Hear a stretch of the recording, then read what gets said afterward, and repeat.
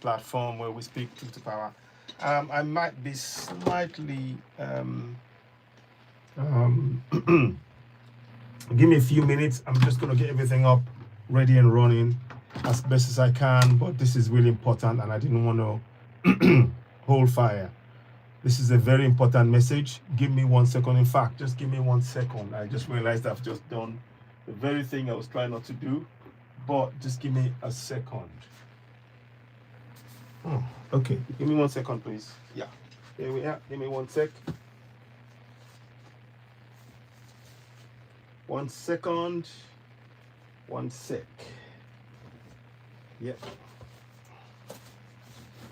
Okay, so just need to change the clothes because I have got the wrong clothes on, and I didn't want you to be showing that. So greetings and welcome to Citizen AY, the platform where we speak truth to power. Thank you very much for joining me. As you're coming in, give us a thumbs up, help us reach more people. This is going to be quite some time. We'll be here for some time, I think, but just share the broadcast. It's a very important message about Ibrahim Traore and the 4th of August. It's a very important day. They are trying to do something. They are trying to destabilize and create chaos and use it as a way. Remember, the system relies on chaos. The system relies on chaos. You need to know this. I want you to know this. The system relies on chaos to be able to do exactly what they want to do. Sorry, I'm just going to put the light on here. So please, don't just keep this to yourself. Share it. And of course, we welcome gifts and we need your support. Our Facebook is being attacked by Facebook. I came to this morning and I found that they're putting some restrictions on my Citizen AY. So this page is even more important now, more than ever, on YouTube. Please make sure, if you haven't subscribed, go ahead and subscribe to YouTube right now. Help us grow the platform, because we don't want to rely on YouTube. And again, I keep saying it. One of the things I want to try and do is I'm actually very serious about a group of people coming together and actually creating. We need our own platform. We need an African, an Alkebulan platform. I'll talk more about the word about Africa. And I'm really, really conscious of not using that word now. I'm very, because it is actually, it's a really powerful way of taking control of Africa, of our continent. In my language, in Yoruba language, there is no C. So why am I saying Africa? It should be with a K if it was going to be Africa. Our Kebulan has got the K, there's no C, there's no Z, none of that. I'm just saying this so that you begin to understand that the words that we speak. Oh, just reason. Thank you. Oh, thank you. Thank you very much. Thank you. Just reason. Thank you very much. I appreciate you. Thank you. Let me pin those words. I'm really grateful. I'll pin that message. As you're coming in, everybody, please tap and share. So just give me a minute. I'm just trying to get this up and running. Just begin. It's a glare. There's a bit of a glare this morning. I don't know why, but anyway, we will sort that out. I'm trying to get this screen grab. It's not doing what I wanted to do. So I'm going to try and get that done anyway. I'm trying to hopefully get the image and then we can then proceed. I don't quite know why that is happening. Sometimes it just decides not to play ball, and you are then left with trying to imagine and work out how to solve the situation. So we are talking about Thomas Sankara, and we stand with him 100%. I mean, Ibrahim Traore. We're talking about Ibrahim Traore. We stand with him. And please, as you're coming in, tap and share the broadcast, share the live, help us reach more people. We need your support. I want to read there's quite a few people before I really begin, because the message that I'm about to share is very, very powerful, and it's one where we need to spread the word. We have to be vigilant across Africa. we can see that the old system that has been used to control Africa is crumbling, and they're using everything to reassert themselves in Africa. And we need to protect Alliance of Sahel States. And yo, what's it? Greetings, welcome. So we are supporting Ibrahim Traore, and we say no. They want to unseat him. They want to take him, get rid of him and all of that. And we cannot allow that to happen. We simply cannot allow that to happen. No way are we going to allow that to happen. So just give me, oh, okay, I'm already too late now. I'm trying to think of how to get this done. I've done it some way before. So just give me a minute. I'm just trying to work out why this is giving me this hassle this morning. It is really not what I wanted, but if it doesn't work that way, it's okay. We will get it through somehow. Okay. So I'm just worrying in my brain what to do with this situation as it is now. So let me see if I can share it. Can I share that? Yeah, okay. Let me just quickly go and do this. So as you're coming in, share the broadcast. Never mind, just bear with us. We need this to be really shared far and wide. The fact of the matter is that there is something going on in Burkina Faso that is going to impact everything that we're doing. I'm good, thanks. What's it 7? Thank you very much. I will be on TikTok shortly. I'm trying to get that done, but something is going on and I don't know why.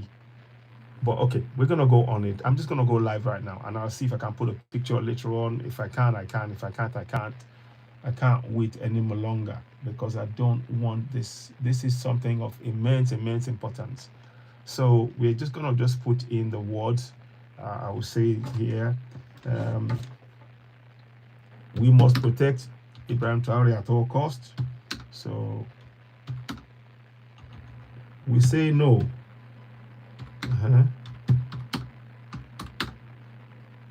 To Western-backed coup plotters. We say no to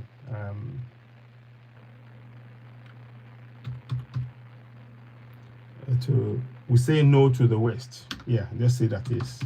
Yeah, that's the best way to say it. We say no to the West. So and also I'm going to talk about an issue that's ongoing right now. There's a young lady that what's the word? She is currently in Egypt and she needs help. So as you're coming in, please give us a thumbs up. Thank you, what's it? Thank you very much. I appreciate that. It's very important that we spread the word. Nothing must happen to Ibrahim Traore. Nothing. So I've been thinking about it, and I will hopefully on TikTok you will get to, or at least on here you will hear the message as well when we start doing the live broadcast. You will hear the message as well. So let me just quickly say no. I just want to find a picture or something so I can send that. Oh, sorry. I think I'm echoing. I don't want it to echo. So just give me a minute. Just going to try and get this going.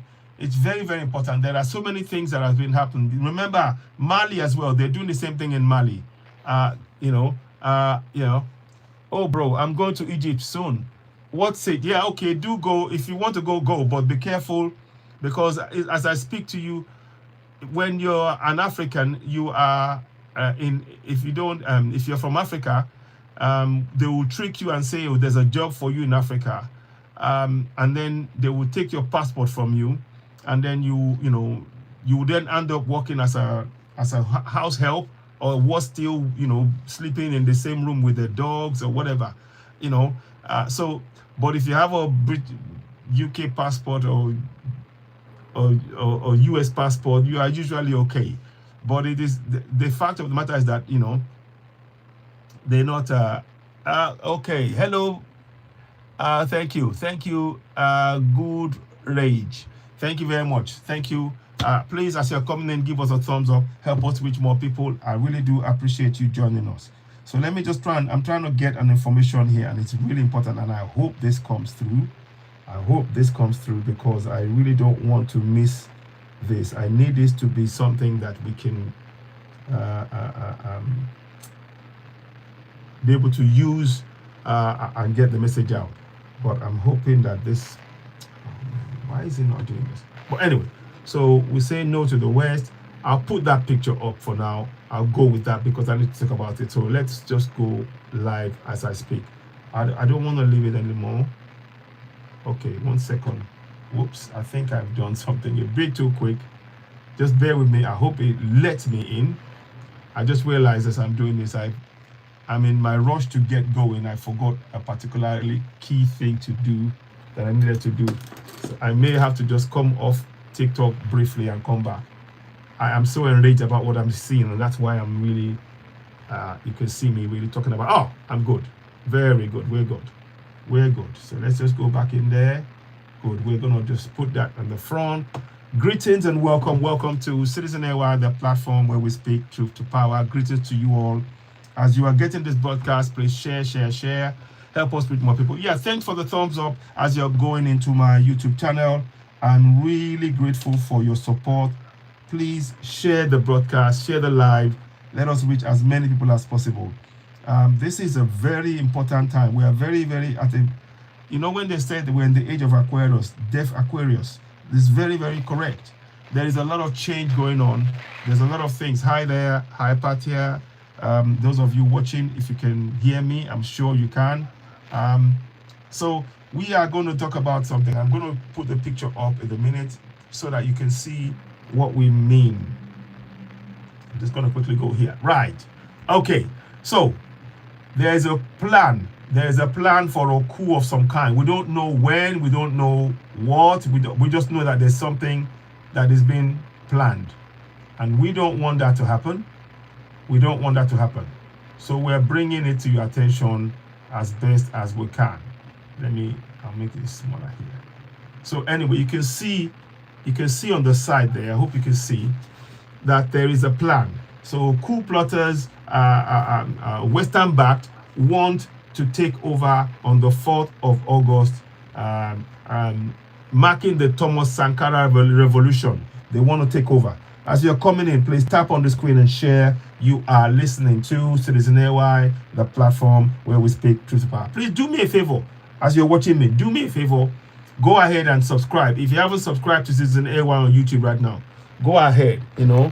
So I'm not from Africa, but thanks for letting me know. Yes, you subbed. West Seats, thank you very much. West Seats 7. What Seat 7? Thank you very much. And you like the video. Thank you so very much again. So please tap on the screen and share. Share with family and friends.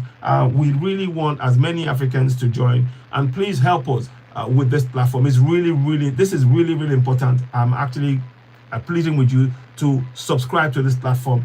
Facebook have started their nonsense again. They've now restricted my a platform with 350,000 followers on Facebook. And there's no, I've broken no rules. I've taken screenshots. I will come and talk about that at a separate time. But it is telling me two things. Number one, I don't want to rely on what Facebook is doing, and Facebook is doing. And this is AI driven. The fault that they talk about, the fault that what I'm being told I did has been generated by AI. The AI, Meta AI, has determined that I broke rules. And they said to me, something along the lines of my behavior. Now, if I'm not breaking any rules, if I'm not breaking any rules in the system, if I am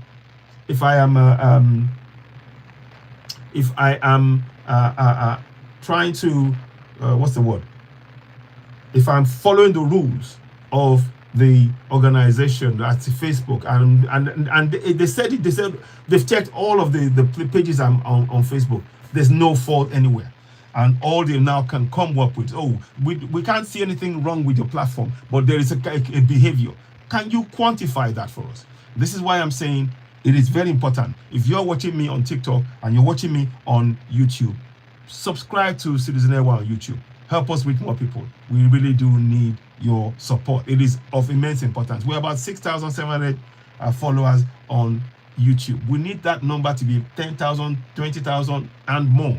So the more you can share this with family and friends, the better. Now, let me quickly go to this. So Coup Plotters, Western Back, they want to take over on the 4th of August. You know, the Thomas Sankara anniversary of the Revolution Anniversary. They want to take over. Just bear with me. Don't worry. It's just the screen. I'll get that back. Don't worry. I'm still here. You can hear my voice. Those of you on TikTok, you can hear my voice. Just bear with me. It does play up sometimes, but that's fine. We are on it. Just give me a minute, please. It will come back. It will come back. I just know that it's one of those teething problems that we have sometimes, but that's okay. We will just simply put it back in there, and we are back. There we go. So thank you very much, and thank you for your understanding. Please tap and share. Help us grow this platform. Like the broadcast, gift the platform, help us reach more people. Now let me quickly go into detail about this, and it is very, very important that we talk about this. There are, of course, one will say there are no verified, credible reports of official intelligence statements confirming the planned coup overthrow of Burkina Faso's military leader, Captain Ibrahim Traore, on August 4th. Rumors regarding specific future dates for military takeover often circulate widely, all of that. Now, the reason I'm just showing you this, let me quickly go into, I want us to listen to a broadcast that you will hear on Citizen AY on my platform. It's on my page right now. I'll try and play it for you, and I will try and speak out the words. He's speaking in, I think it's French or some other language, I think. Yeah, that's why they took over by force. Exactly. Luo just said it on Luo Kagan just said it. Absolutely. Reply. Spot on. Let me just put spot on there. And those of you on YouTube, I'll endeavor to read your message. Little Digest TV, Giggles TV. Thank you very much. Hi there. So, okay. Good, just me so you can hear me clearly. Fantastic. Okay, good. Fantastic. So, spot on. So, I am replying to multiple platforms, so bear with me. I'm going to be flipping in between the platforms. But let us just read this quickly. So, why 4th of August? 4th of August carries historical weight. The date 4th of August is highly symbolic in Burkina Faso, which often makes it the focal point of political speculation, rumors, and propaganda. It marks the anniversary of the 1983 Burkinabe Revolution, led by the country's iconic Pan-Africanist leader, Thomas Sankara. You see the significance of what I'm saying. They want to hijack that time. The very people that took out that the Francois Mitterrand and others admitted that they did what they did because they didn't want Burkina Faso to be independent. They wanted Burkina Faso to follow what the French told them. They didn't want the leaders of Burkina Faso to have the interest of their people at heart. So what did they do? They used Compaoré. They close the second in command to Thomas Sankara. They used him to unalive some Thomas Sankara, and that is why you see what is happening today. And Compaoré has fled to I think it's in France, if I'm correct now. He's in France, and the mess that he left that country. Had it been that Thomas Sankara was alive today, we would be seeing a completely different, not only Burkina Faso, a completely different Africa. But of course, you see, again, when any good African leader that they see that comes up, Gaddafi, Kwame Nkrumah, Amilcar Cabral, any good African leader, they find a way to go. And thank you very much, Little Giggles. I think you subscribe. You say thank you. Those of you watching me, don't forget, as you are watching this platform, go ahead and subscribe to Citizen AY on YouTube. So that date carries a very particular weight. They know that on the 4th of August, they want the people would be already looking forward to celebrate the Thomas Sankara celebration. So what they want to do is to hijack that. Now, the people who are behind, there are backers who are backing this, those who are within the system trying to cause unrest. There are people who are doing this, and they're getting backed by the Western powers who are intent on exploiting African resources without paying fair value for the resources. And we need to speak up about that. We need to, the man that you see behind us here in this picture, those of you won't see him here on YouTube, but on TikTok, you can see the three pictures, the three men, the three great African leaders, Thomas Sankara, Ibrahim Traore, Assimi Goita, General Chani. They are going on the screen behind me as you're watching, if you're watching me on TikTok. And I want to thank everybody that's on TikTok watching me right now. Please share this broadcast and help it go viral. We need your support. I'm trying not to, anything I say anything on TikTok and they tend to block. But please gift me this platform. We need your support. I want to, I'm saying it again, I want to be able to get down to Burkina Faso very, very soon.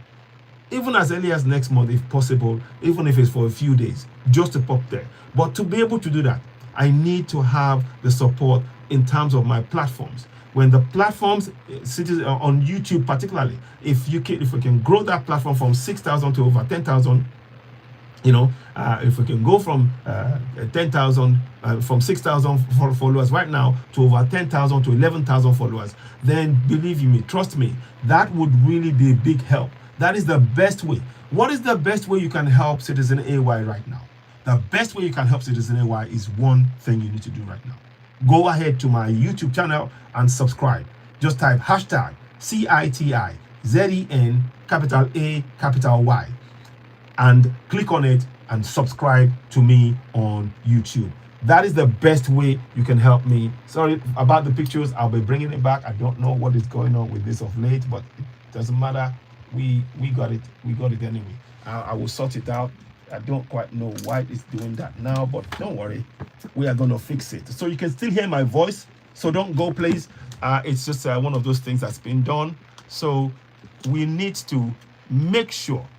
We need to make sure that we, just help me by doing that. So by you subscribing, you will be really, helping me to be able to do the things I want. I don't want to just be talking about Burkina Faso alone. I actually want to be on ground, giving you first-hand report of, and actually being able to meet them, the great leader, the great man himself, myself, and others. I've been, a bit occupied with doing one or two things, so I haven't been able to really come live on a regular basis. So, but just bear with me anyway. We are fixing something here in the background, so. So just bear with me, those of you on YouTube, TikTok. The pictures is gone off, but I am here. So we are going to shortly play a video where Thomas Sankara was Ibrahim Traore. See, I'm mixing the names up because I believe so much passionately in both in the ideals. And I want you to, as an African, we're back. So as an African, please pour libation. Remember, go outside at night and evening or any time of the day, and I want you to pour libation and remember Thomas Sankara on the 4th of August. Just pour, just water, just nothing else, just water, and pour and honor his name, Thomas Sankara. And at the same time, call on his spirit to guide and protect Ibrahim Traore. Call on his spirits to do whatever is necessary to make sure that Ibrahim Traore is protected by the people. The people already come out. I mean, this is actually, it's incredible that this is even been, that these people are not understanding that Africans are weak and we're speaking. We're speaking and we're saying no more to this. Now, recent security realities, coup plot context. January 26, the government announced it successfully intercepted a massive coup and assassination plot slated for early January. Security Minister Mamadou Sana alleged the plot was masterminded by former traditional leader Lieutenant Colonel Paul Henry Sandago Damiba from exile. Now we know that they're trying to get him back from, if I'm correct, is it Benin? I think it's been, is it Benin? Benin or Togo? I think it's Togo. They're trying to get Damiba. I think they're trying to take him back into, maybe they might have already taken him. See, there we go. Already on TikTok and been suspended from gifting. That's fine. But please tap on the screen and share. I'm not even going to bother arguing. we need our own platform, and I'm trying to. I'll be happy to work with anybody to build African platforms where Africans can speak freely without having to worry about somebody coming to bring down our platforms. And we're not cows, we're not cattle, we're not chattel. If you want to understand what this means, when people are trying to control what we think, creative kingdom, yes, we need to talk more. Yes, we need to talk more. Agreed, indeed. So, indeed. So, just bear with me. Oh, God, what's going on with this now? Sorry about that. Don't know what happened there. Sorry. Oh, just bear with me, please. Don't know what's going on here. Okay, we're back. Sorry, I don't know. I was trying to answer you, and it seemed to have just gone into some. Okay, decline. I have used no. Oh, goodness me. Just bear with me, please.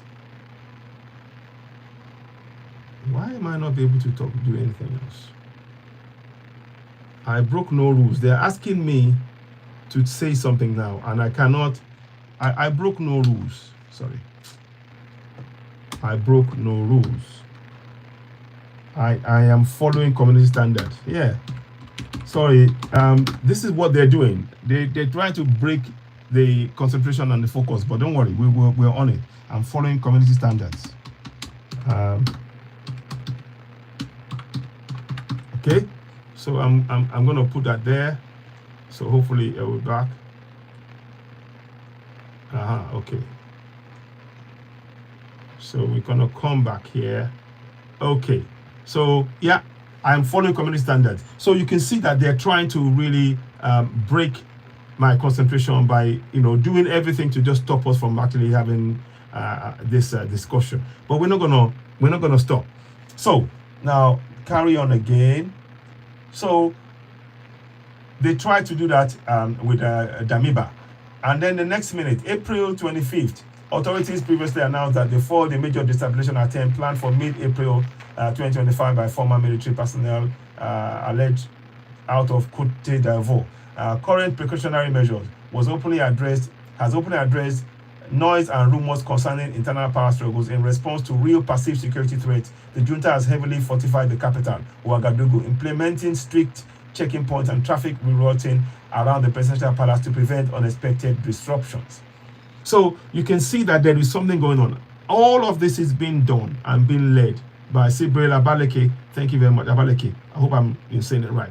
All of this is being led by Western, the Western powers, who are intent on exploiting and taking African resources for peanuts. And enough of this nonsense. We can't keep accepting this. They cannot, even as I speak to you now, they forced West Africa to sign a deal to export gas to Europe. Now, fine, if that was done on a fair price deal, but this is something that they're imposing on Africa. Africa should be the ones deciding how much they sell, the quantity of gas they sell, the price, all of that, because it is from us, and we need to take control. Again, that's why I'm saying we need to have our own platform. And a word of advice to all of these African leaders: you keep your money in Western banks. When you die, when you move on, when you cross into the next life, that money never comes back to Africa.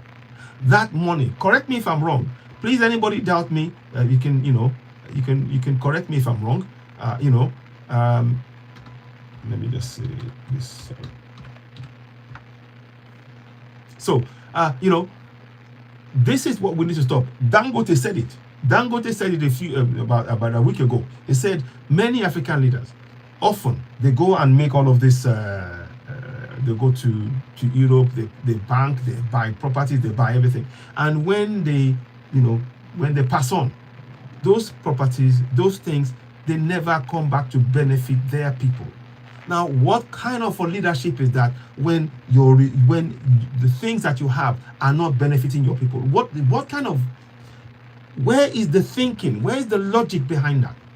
How is that improving your people to leave them destitute? And the people who have looted and fleeced you, the money stays with them, and it never ever comes back.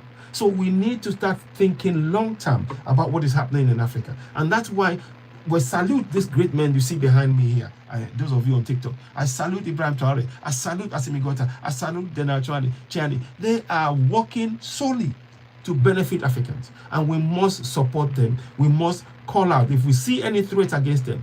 It is our duty to collectively sound out the alarm so that we are all alert to what is being done.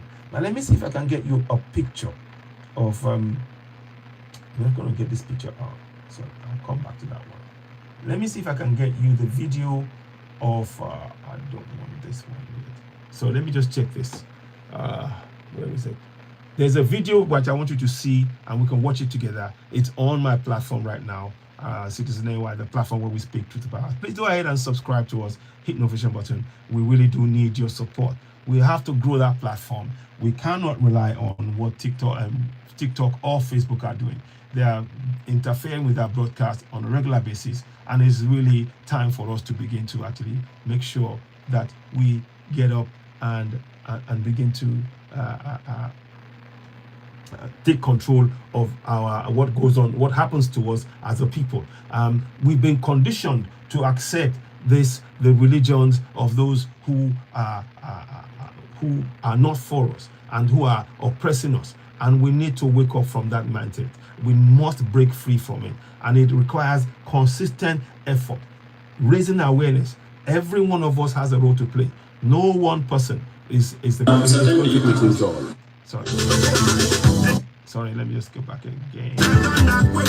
Sorry, just give me a minute. Welcome to. So this is it. So I want to just play this and I'll talk to you through it. I might mute it. So, in fact, I'm going to play the picture, but I'm going to mute it because what I want to do is I want to talk to you through 20 cartoons. Welcome to the platform. Now, I'm going to read to you what he's saying. I want to read to you what Thomas Sankara is saying. Every single word. I'm going to read it. So here we go. Here we go. Now, he says, in some Arab countries, we are learning. We have reviewed at the last statistics of about 800 people.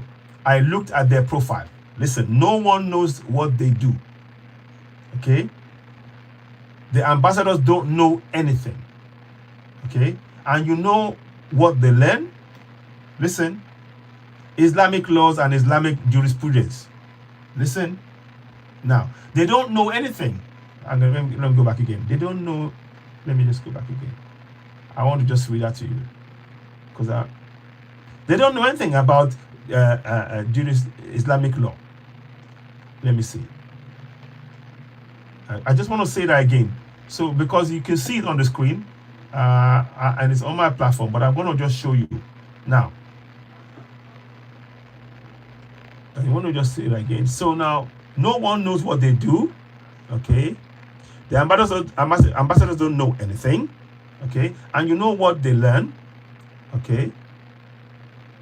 Sharia law, Islamic law, jurisprudence law, okay? They don't know anything about it. 800 people, they don't have a job, no one. It's time to come, when it's time to come and apply it in the Sharia law, you see why controlling these types is good. So I want to reemphasize that point because it's very important. What he's saying is that even in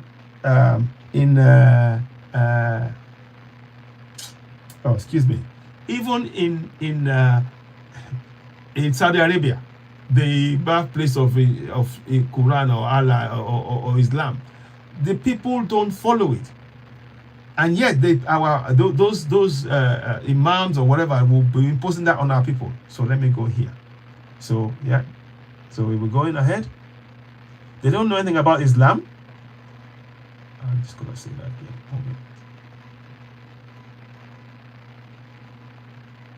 Okay. So I'm gonna just read that to you because it's very important we understand what he's saying here. So Sharia and Islamic laws. Jurisprudence. They don't know anything about it. Those 800 people who showed me they are not learning a single thing.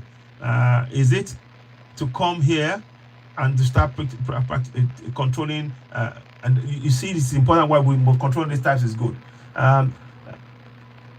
Face it in front of us. These guys are coming back. So when they send, so what he's saying is that when people go to learn Islam, they are learning Sharia law. The Sharia laws that is not even applied in most cases to them, on their own ground, but they want to apply it here, you know. And he's saying that if you go to, let me read this bit here. I want to read this bit slowly because it's going quite fast. So you see why controlling this type is good, he says. Okay. Now, okay. It is that I can say it's a face in front of us. These guys are coming back. The ones not going to return are no longer Burkinabes. So he's saying that if you go to those places and you don't want to come back and follow our laws in our land, you are no longer a Burkinabe person. You can't train our people. Here we go. Let me read it. I want you to listen to this. It's very important. So in some Arab countries, we are learning, but we need to change. Sorry, 1 second. It is going really fast, and I'm trying to multitask here. But I want you to just read that. So you see why controlling this type is good.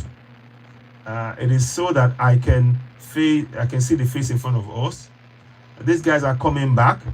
The ones not going to return are no longer Burkinabes. So if you want to, you can stay there. In some Arab countries, we're learning. We need to change. This is even you imams here. You can't train our youth in Islam. We have to let them go. And I think that you can, even us will take into account whether they are coming young Catholics or Protestants. Yeah, we find ourselves a formula. The traditionalists will finance all religions, because many people are attracted to this because of money. Nothing but money. They receive funding. Do what they have to do. We bring out children. They go and learn Sharia law. To steal. Never would I allow that. Okay. Now, and then the last thing. So those who were there, and I had people say, no, if you not support me, it's better than supporting me. I think it's saying if you don't, in some Arab countries we are learning. I'm just trying to put that up again. So let me.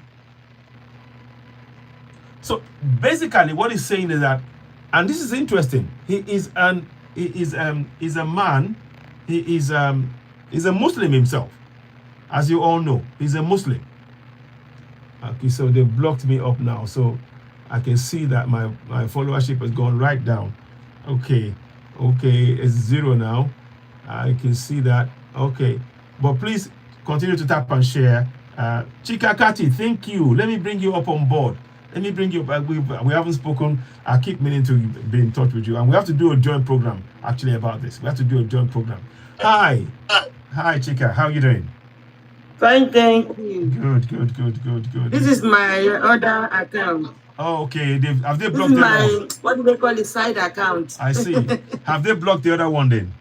No. It's working. Okay. But you. Yeah, I'm using it to work. Okay, good.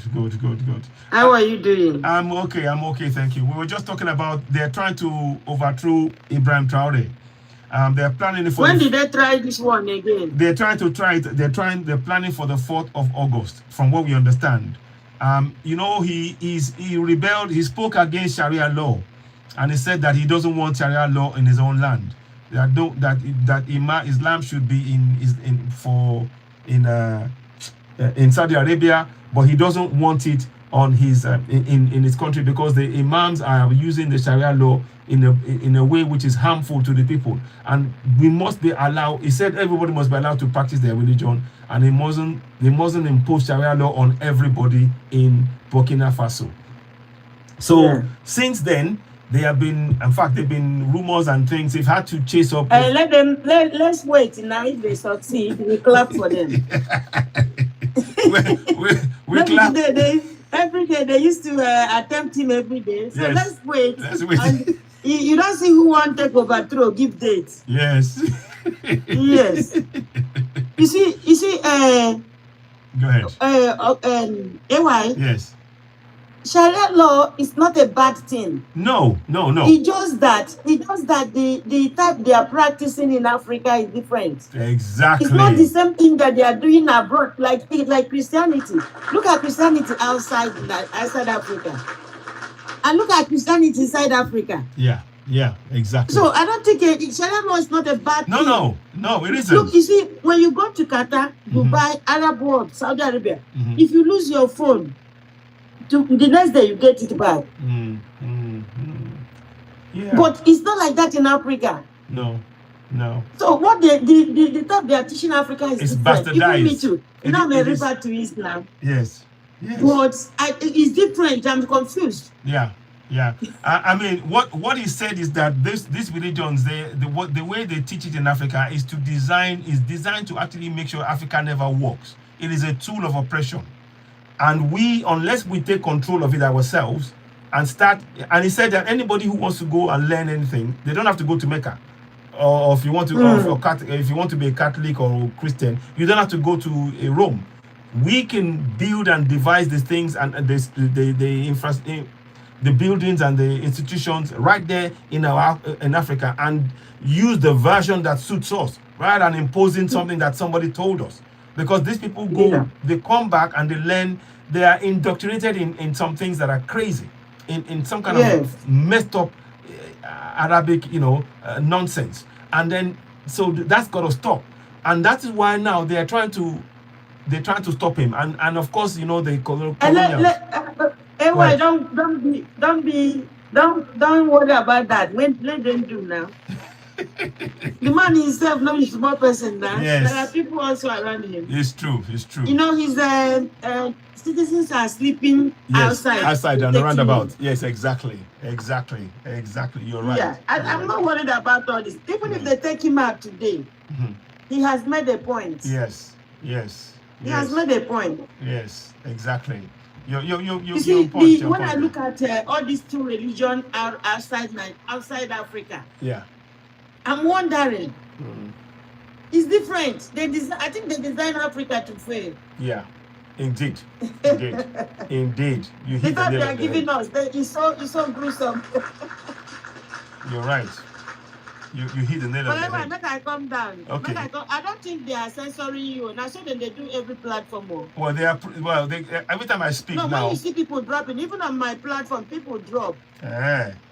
All you need to do, if you want people to be around, then you have to sponsor the. Okay, you have to pay money for them to allow people to see you. I see. If not, only those that will be seeing you are only those that are looking out for you. Okay, I'm with you now. Sometimes you come to my platform, it's like this is this number also. Okay. They are not. I don't think they are censoring you. Okay, but right now I just seen that they said that my life suspended because they said I broke their rules. They just said to me just now on there. They just said I broke. Okay, they send you accounts. Gifting suspended because you broke the rules, and I haven't broken. I didn't use any swear word. I'm just speaking. I'm not even using. Maybe because of the people you have at the back, I see. You know those where you get at the back. Yeah. But what is wrong with lions? Where they your back? What is wrong with them now? What is wrong with me to showing my pride in my life? The thing is that if you get that background, notice, if you want to cancel it, you go out and come back again. I see. Okay. But you don't need to cancel it anyway. It's only gifts you won't get. Exactly. All right, I will talk to you later. Yeah, we'll talk later. Thank you. Thanks so much. Thanks for joining in. I appreciate it. Bye. Thanks for coming. And thanks for your comments as well. So, yeah. Okay, thank you very much. So, that's a great friend and follower, Chikakati. She's really enlightened about religion and everything else. And you heard her say the words that I wanted you to really think keen on. That religion has been used it's been weaponized in Africa. It's a weapon, and we need to speak to that. It is being weaponized, Oh, so Sales, you're right. But I cannot. Thank you very much. Yeah, thank you. Let me reply that quickly. So, Yeah, those of you on there, please, I hope you're still with me. Continue to give us a thumbs up. Please do me a favor, those of you who are on TikTok right now, go to my YouTube and sign up and subscribe. Just subscribe to this and I'll bring the picture up and you can see. We're going to talk more about Ibrahim Traore shortly.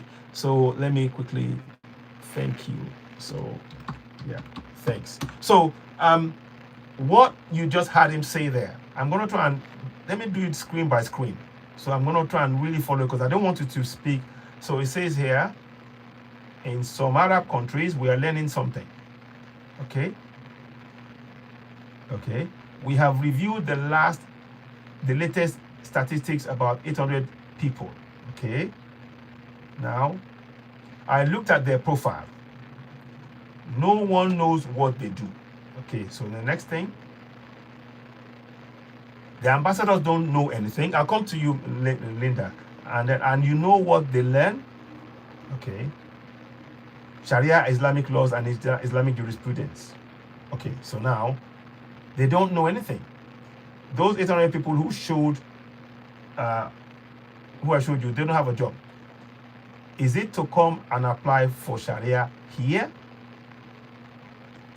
Okay, so listen. So you see why controlling these types is good. So the Arabs themselves don't even know Sharia law. That is what he's saying. He's checked. The ambassadors don't know Sharia law. But yet our people, our own leaders are going to those places where we don't have Sharia law. And they want to come back and impose it on us. That is the problem right there. What's it? Oh, okay. Okay. I don't know why you retracted. Never mind. So what's it? I didn't get your message there, but anyway. So they come and impose that. So and that's what he's speaking to. So let's carry on. Now, it is so important that I can say that this important phase is in front. This important phase is in front of us. Okay. Now, next thing, these guys are coming back. So he says that when those who go and learn that indoctrinated Sharia law, that is the really negative one, when they go and learn it, what they do to when they come back, the way it's applied in Africa is harmful to our development on the African continent. And keep in mind, Ibrahim Traore, his name says it. He's a Muslim person. So he understands perfectly well what he's saying. He understands perfectly well what he's saying and how it is impacting his people. But he's thinking beyond his own, what is his belief. He's thinking about what is good for his country. Now, what he's saying by the statement that he's making is that what is good for his country is for his country to have people that would abide by the laws of the country, not religious laws. Whether you're a Christian, whether you're a Muslim, whether you're a traditionalist, you must abide by the law of Burkina Faso. That is what he's saying, you know. So let me carry on with this one again. So let's listen more. So the guys are coming back. The ones not returning, okay,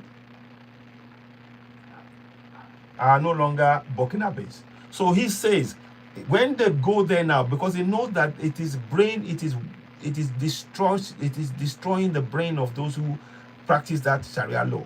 So he says, no, you better stay over there, you know. And if you come back, if you don't want to come back, you stay over there.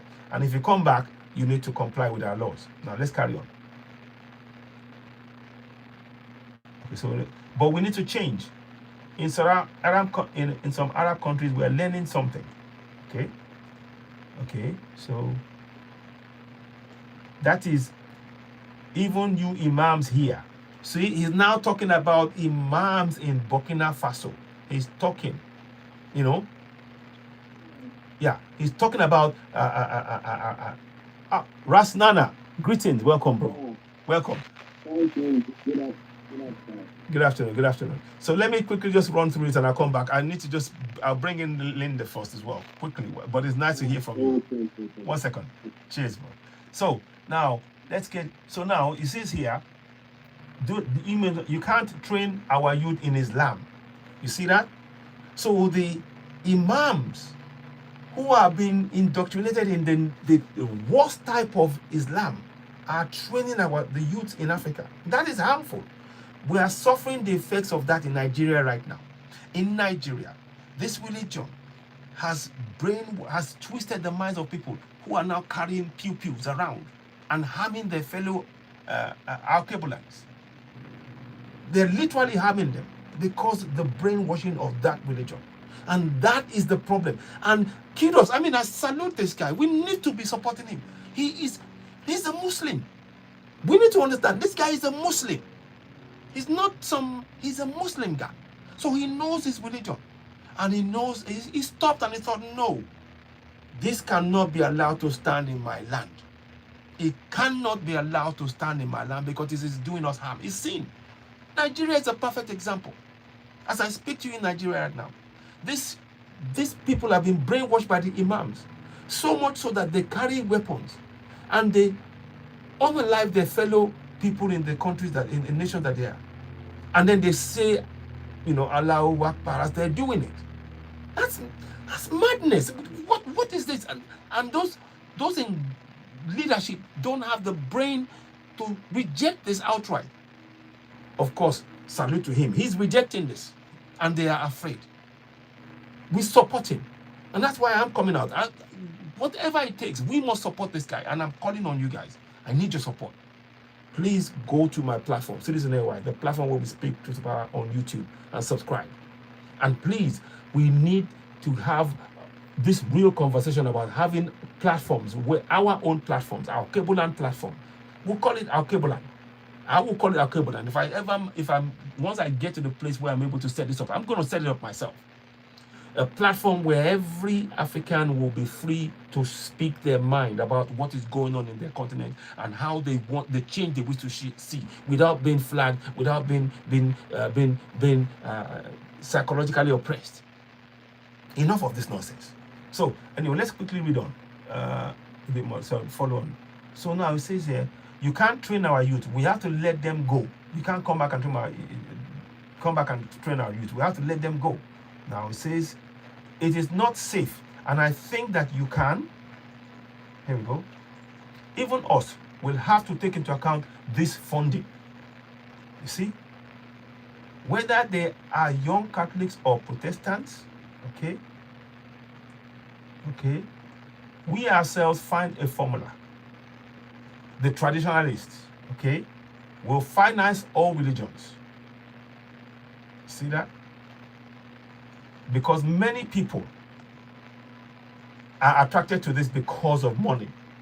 You see, the people who are going to this Islam thing, there is a man called in Nigeria. This is proof. Go and check it. There's a man called Gumi. He's supporting this Sharia law. His dad was funded, his own dad in the 70s, his dad was funded to spread Sharia law in Nigeria. Please, true story.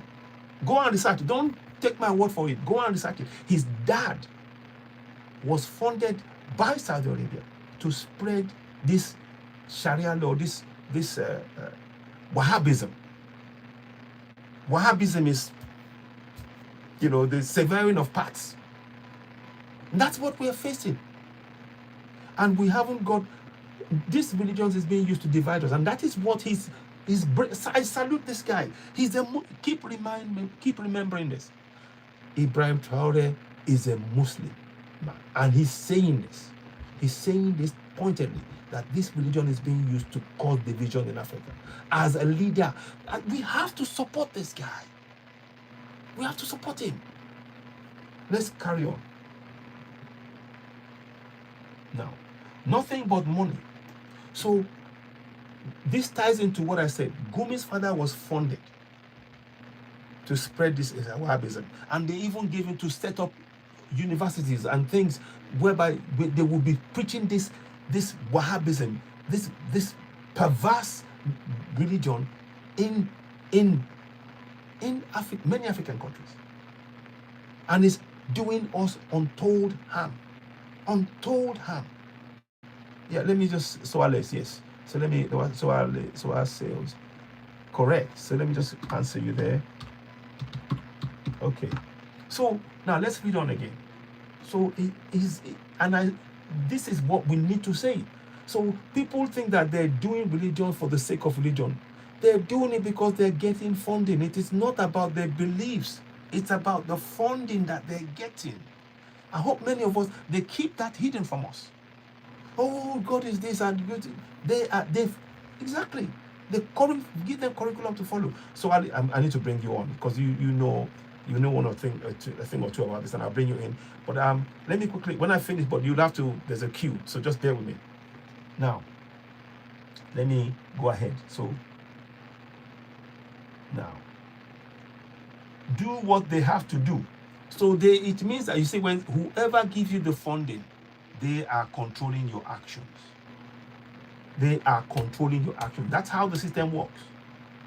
If you see this, the social media now, because we are getting it's monetized, they are now using that as a tool to control what we can say, what we can't say. Can you see? Can you see? This is why we need our own platforms. We need our own, our cable land platform. And I would like that name to be in it, because that name would signify that we are free, we are not being controlled, and we run it ourselves. Sorry, beg your pardon. I'll be back shortly. This is just playing out. Okay. Yeah, and we're back. So the thing is that we must call this platform our cable land. And that platform is for any melanated person. And on that platform, it has to be freedom of expression to speak about things that are happening. You know, of course, there will be guardrails whereby if somebody's being harmful, we don't want to harm. But we need to, where you can speak and not have to psychologically oppressed about what you speak on the platform. And you cannot speak your mind about what is impacting your people, about what is wrong. We cannot speak on these platforms. You cannot speak freely. You have to be very careful. We need a platform where Africans can voice and speak and come and solve their problems without interference. That's what we need. That's what we need. So let me quickly just go and do this. 1 second, please. I want to go at this. I want to hear the last bit of what he was saying, if I can find it. That's not it, is it? No. 1 second, please. I think it's gone. Okay, yeah, it is. Yeah, here we go. So here, I'm just going to go to the last bit. Then we can then move out. I'll bring in Linda. Then she can come and talk about as well. As you're watching, please go and subscribe to my YouTube platform. TikTok, I don't have any confidence in. I don't have any confidence in Facebook either. Facebook, I've got over 350,000 followers, and one of my platforms, they're severely restricting it now. But anyway, so we find ourselves a formula. The traditionalists will finance all religions. So he's saying that rather than people go to Mecca, go to Rome, go to wherever to go and learn about religion, we will practice the version of religion that must follow our laws in our land. Because all of these religions that are from foreign nations, they are forcing, they override our laws. They don't respect our laws. They don't respect Africa. They don't take our point of view of Africa as the world. They believe that they are above it. This is what Ibrahim Traore is saying, and that is what people don't like. And the colonials are using it as a weapon now. They're using this religion as a weapon to try and get at him, to move him out of the way. They want him out by the August 4th. This is why I'm showing you this picture. This one here. You see? August 4th. Because it's the day of the revolution that was led by Thomas Sankara. They want to use it as a day in which they can then take over. So, yeah, it is really unacceptable. So let me just quickly wrap up on what I was showing you. Then we will then bring people in. So now, We'll find, because of many people are attracted to this because of money, like I said, they receive funding. So we now know the imams are receiving funding. They do what they have to do. We bring our children, they go and share and learn Sharia to steal what he has got. You see? Never would I allow that. You see that? So when they come and teach this perverse version of Islam, then the kids will now become, they'll be going at people. They're going into places, carrying out terror activities and things. Because that law, they believe they have the power to do whatever they want to do. And that's not true. Beg your pardon. That is simply not true. It is simply not allowable, not acceptable. So we need to call this out at every level. And that is why I'm saying that whether it's Christianity, whether it's Islam, on the African continent, it is bastardized. It is bastardized, and it is causing harm, real harm. Just beg your pardon. The picture has just gone off for a minute. I'm here. I'm still here. Just help me. Just bear with me as I bring it back. It's just annoying that it goes, but never mind. It is one of those. It is what it is. I carry on, not regardless anyway, with broadcast. So what he's saying is so true, and we need to really, as Africans, this is the first leader that is brave enough to tell us what is really happening, what is wrong, and why we need to take control back on the African continent. This guy should be protected. He must be protected at all costs. So I'll just show you the last thing before, once this thing comes back, I'll be right. There we go. Okay, good. Thank you for your understanding. So now let's carry on with the last bit, then I can then bring in Linda and others. So just bear with me, please, bear with me. So the last bit of it is I want to do, it's not long now. So it says now, I don't want to allow that. Okay, so those who were there, and I had people say, no, if you support me, then it's better than supporting somebody else. Okay, now then it says in some other, okay, so now anyway, basically what he was saying there, in short, is that these religions are being used to divide Africa. It's actually a tool to prevent development in Africa, because the people who practice this Sharia, they believe in so much in the real Wahhabism, the old whatever one, whereby they use it to destroy development. So when they are preaching about democracy and everything else, and they are supporting this Wahhabism, it is a tool of destruction across the whole. Go and look at it. It is a tool of destruction. Let me pause there. Linda, welcome on board. Thank you for being patient. I'll come to Suarez briefly, shortly. Linda, are you there? Want to say a few words? Welcome. Linda, can you hear me? Hi, Linda, can you hear me? Hello, Linda, can you hear me? Let me unmute you if you're there before I go. Yes. I can hear you. I was fumbling around looking for the speech. I watched it about 2 times yesterday, 2 or 3. Yeah. And I agree with Ibrahim, because if you're having a revolution and people, religious people, are trying to disrupt it, you have to protect your goals by any and all means necessary. Exactly. So with people going off, knowing what's happening at home, where they're supposed to be learning things that they can use to develop home, and they're going and getting involved in religion. I don't know if they were coerced into this or they just wanted to do it, but they made a bad decision. And if they want to stick to it, fine, stay where you are. I agree. Because he's doing so many good things. However, education is important. And the fact that he's actually sending people off to become educated under the condition that you will come back and you will help the country. And then you betray him this way. Yeah. This is betrayal. It is. It is, for sure. Nobody asked them to go learn about Sharia law. And the fact that they recently arrested one of the leaders, because I'm personally, I don't care about religion one way or the other. Some basic things need to be taken care of for the benefit of all. There are Christians there as well. And I understand on the continent, the big thing is between Muslims and Christians. But I live in a place where there are lots of different religions.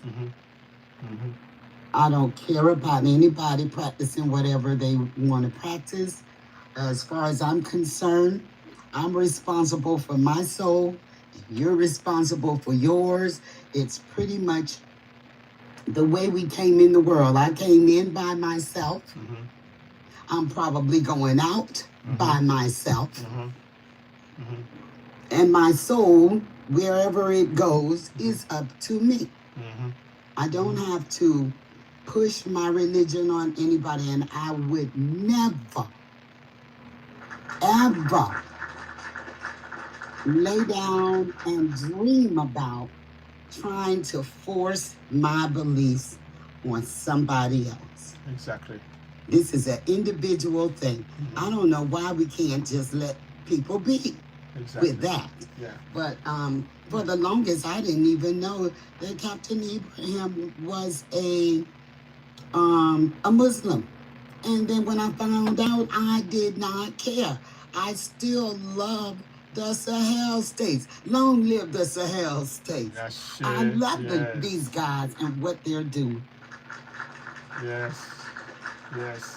And I totally agree with what he's doing. Now, if they want to get it together and learn some technology and come back and share that, learn how to make some weapons, learn how to be a better soldier. If you can learn useful skills to help develop the country, fine. If not, you just want to be, waiting on Sky Daddy. Or, because if I'm not mistaken, are most of the Bush people Muslims, the ones that are attacking and unaliving other people? What kind of God does that? Okay, so something is very, very wrong. Exactly. No, thank you so much. Okay, so that's just my thoughts on that. I've heard other people say they had a problem with it because he's a Muslim and he should want to know Sharia law. I don't know what Sharia law is, but the little bit I've heard about it, it is not the best thing to do. There are Muslims in the country where I am, and no Sharia law is allowed here. Exactly. So if they want to practice and be all involved in that, they can go over there. Yes. Go somewhere where they're doing that and stay there. Bye-bye. Exactly. Thank you so much. Thank you, Linda. It's a pleasure. I'll get back to you. Let me just get Raznana in. Thank you so much for your contribution there. And Raznana, thank you for waiting. Linda, she's one of our mods on here when I do come. Although TikTok have made it very difficult for me to be coming regularly, but never mind, we're here. Thank you very much, Linda. Always a pleasure to have you. And you are absolutely right, and I really enjoy your forthrightness in speaking truth to power. So please, long may that continue. And I wishing you great health and continued health as well. And really nice to get back and talk with you again. Raznana, let's hear from you. What would you like to say? Raznana, are you there? Raznana? Raz, can you hear me? I'm not sure. Maybe he's away. Raz, are you still with us? Unmute yourself. Good. He's with us. Raz, can you hear me? Okay. Okay, Raz, whilst I'm waiting for you, let me go to Soales. Soasales, greetings. Oh, okay, you're back. Sorry, I'm back. Okay, good. Sorry, I'm back. Yeah, go ahead. Yeah, welcome. How are you? comment for your conversation. Yeah, go ahead. Ibrahim Traore is doing is exactly 100%, because those guys did more harm to us. But you see, Africans, I don't know the reason why we always react so. You just go in and took a foreign religion into your country. And this religion has been with us more than 1,000 years, and we don't have no benefit on those religions. In those religions. Imagine this religion has been with us for so long. Mm-hmm. People talk about, transatlantic slaves. Yeah. Let's go and learn about Arab slaves. Yes. That was even more dangerous and worse than even the white, slave. Correct. Transatlantic slave. Correct. You think they have been with us more than 1,000 years. Do you know the reason why North Africa or even North Nigeria, you have more Muslims than the West, the southern side? Because the Muslims were fighting from the north to the western side. Before the fight, transatlantic slaves, also came in.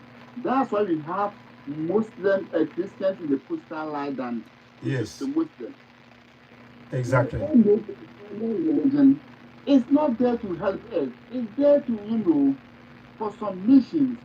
So Africa, you need to, wake up and rise up for those, foreign religion. Just imagine, when Saudi Arabia, Africa needs something, they will come there and build mosques for us. Just to go there and pray.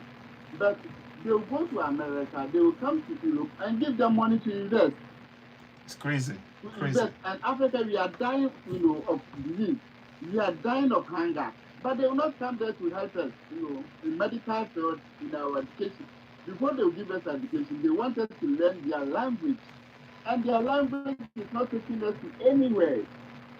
Excuse me.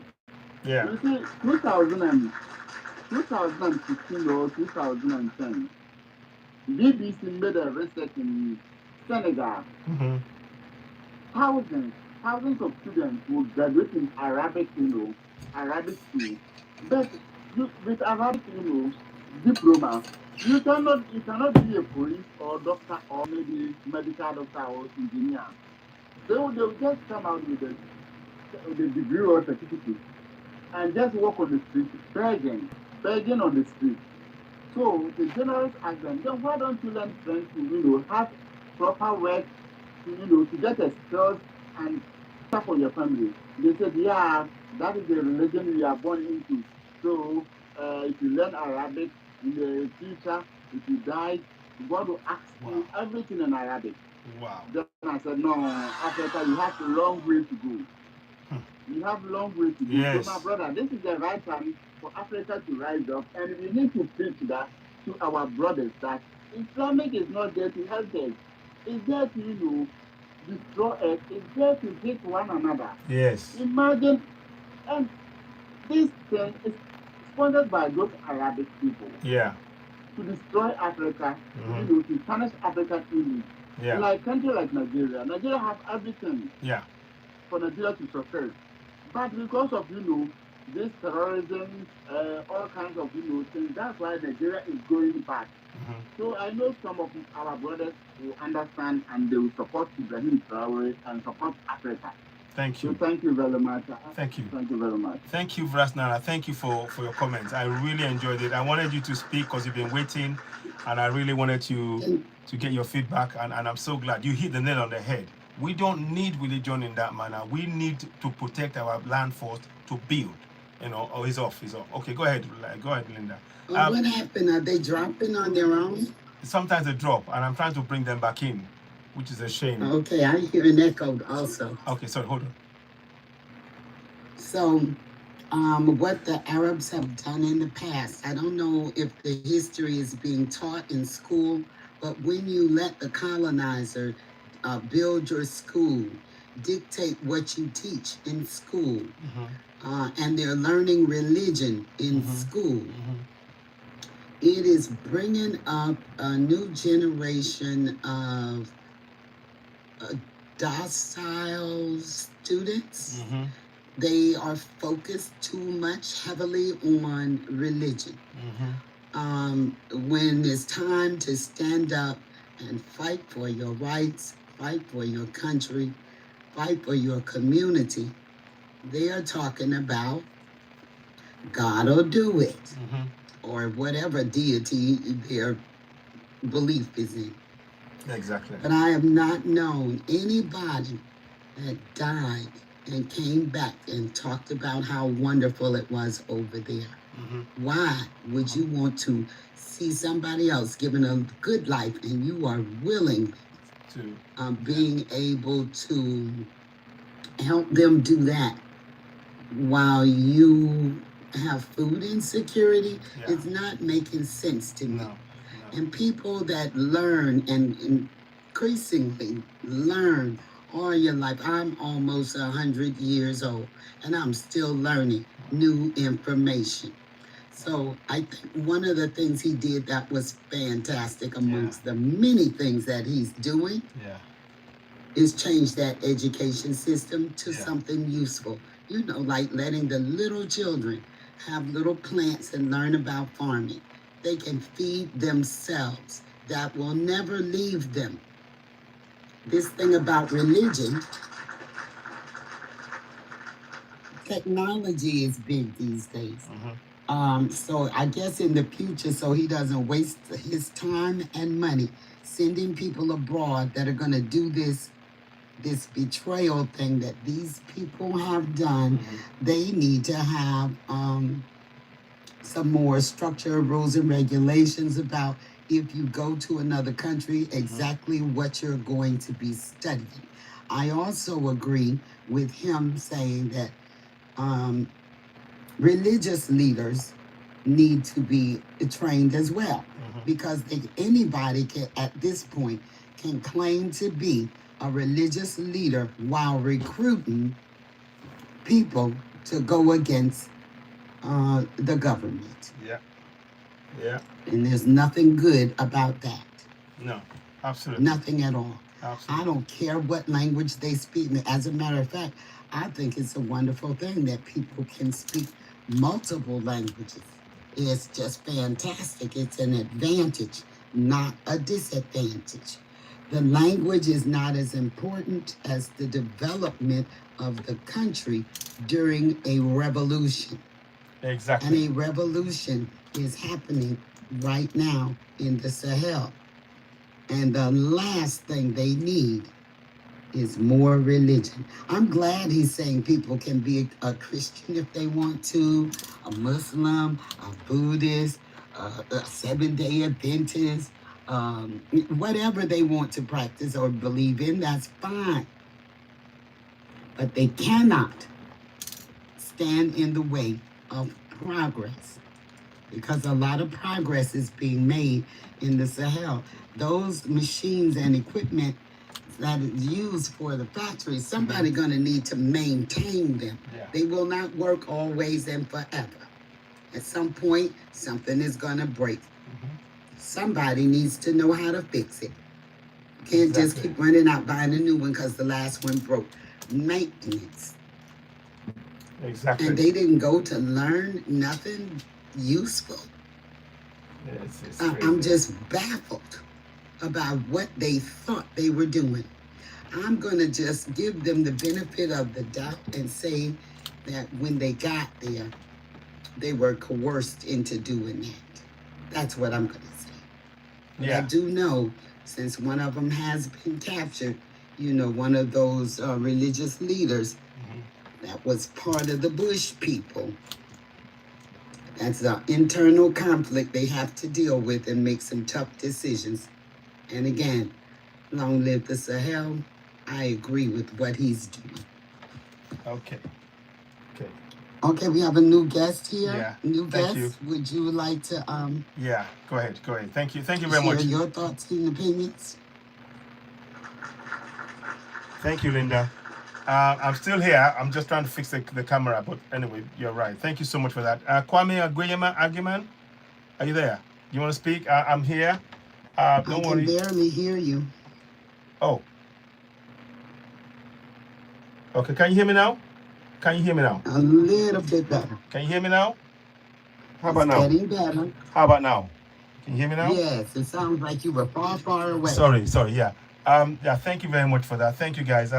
Thank you, Linda, for your comments there. And I think it's important we say those things because a lot of people, there's been some misconception that religion is a must for us in Africa. No, what is a must for us is infrastructure. That's the must. The religion, those things can come later on, and it's a choice thing. We need people who are going to be invested in the training for building roads, water, light, hospital, schools, toilets. That's the kind of thing we need. We don't need people coming in to tell us about a religion somewhere. They can keep that to themselves. We don't really care about that. And I'm so glad that for one so young, a 30-year-old president telling the people, look, this is not what we need right now. We need to build our land. We need to be able to benefit from our resources. Those who are telling us to go in the skies and pray to the skies are coming to our land and taking our resources. And we need to deal with that. And that's the kind of thinking that we need. Sorry, just maybe the picture may still be going off and on, but I'm here. So Kwame, are you there? Do you want to speak? I'm going to unmute you. Kwame, did you want to say something? I'll be back shortly. Yeah. Go ahead. Welcome, my brother. How are you doing? Yeah. Greetings. I'm all right myself. Good. Thank you. Good thing. What would you like to say? I'm still here. The picture will be back.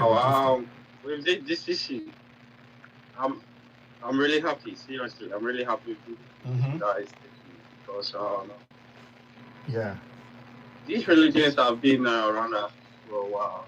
Yeah. Like we've been contributing to them in our communities that they are in. They contribute as much. They contribute sometimes into the community, but not as much as they benefit from us. Indeed. And if you look at Africa, one thing that has been driving us back is this religion.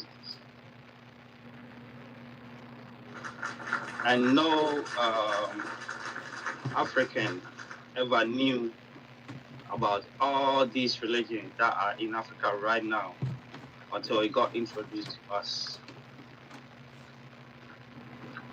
So it's something that it got introduced to us. It's something that it's not for us. So it's not like it's something that we can't do away with it. Is that we've been brainwashed with it for a very long time. Yeah. That's why those who've been in it for a while now when you speak the truth about what these religions really are, they are not happy with you. Okay. Yeah. And it's about time we started focusing on things that will help us. Indeed, we must. Religion has not been helping us. Yeah, it has not been helping us. We should be focusing on things that will help us. Like if it's like you said, if we get that infrastructure and we still want to go back to that religion, it's up to us. Exactly. So we need to build ourselves up first. That's before it. we accept things that people are introducing us to. Well said. No, thank you so much for that. I'm in here for a while. Okay, thank you so much. Thank you. I really appreciate your comments. Religion is not our priority right now. Building our schools, our roads, our hospitals, our healthcare, the water, light. That's our priority, and religion is a secondary thing. Once we can, Linda, I'll look into that later on. I can't do that now. I'll have to check the controls. I'm not so sure. I've not changed anything, but I'll see if I can bring that up later. I'll look into it. Let me see. I'll look into that later, Linda. So now what I wanted to do was let me bring others on and let's hear from them. You two, are you there? Do you want to you two, do you want to speak? Let's hear from you. Good morning, citizen. Greetings, my brother. How you doing? How are you? Good, thanks. It's been a minute. Yes, nice to have I you. haven't seen you in a long time. I know. TikTok and the mess and the funny business has just put me off a bit. So, you know, it just put me off. But I'm still here. No shaking. We're still here. Thank you. How are you? What would you like to say? I'm fine, thank you. Good. What would you like to say? What's the topic about? I didn't. Okay, let me quickly show you the picture. They are trying to overthrow Ibrahim Traore. They are planning something for the 4th of August in commemoration of Thomas Sankara's revolution. So we are saying no way. So I wonder what your thoughts are on that. I saw the post. I saw somebody was saying something about that, but I thought it was just no, it's real. Rumors spreading. Oh no. It's, you know, he's been talking. A few days ago he talked about Islam, that he doesn't want Sharia law to become government law. He's not going to accept it being a government law in Burkina Faso. He said you can practice a religion, but you have to follow the laws of the land. The Sharia law will not become the law of the land. So a lot of people. Yeah, go ahead.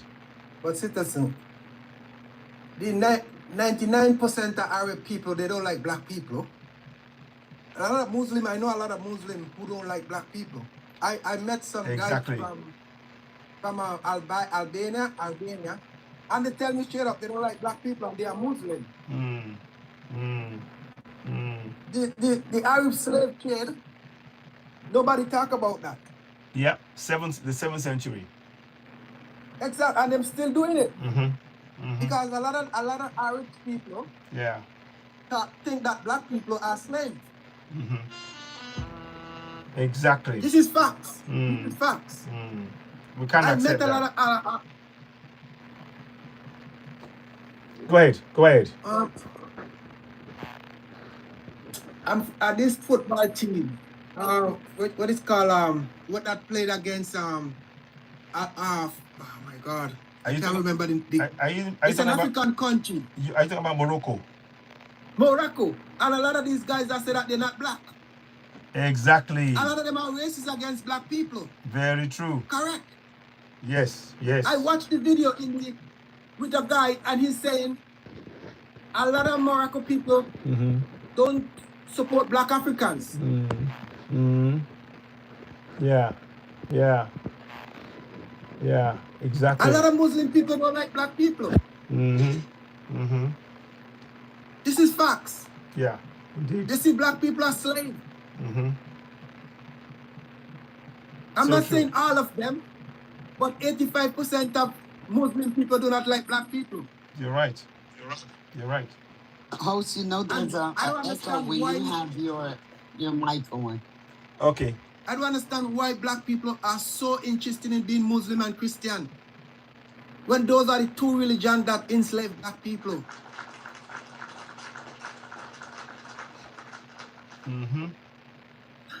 I don't understand our people. I can't.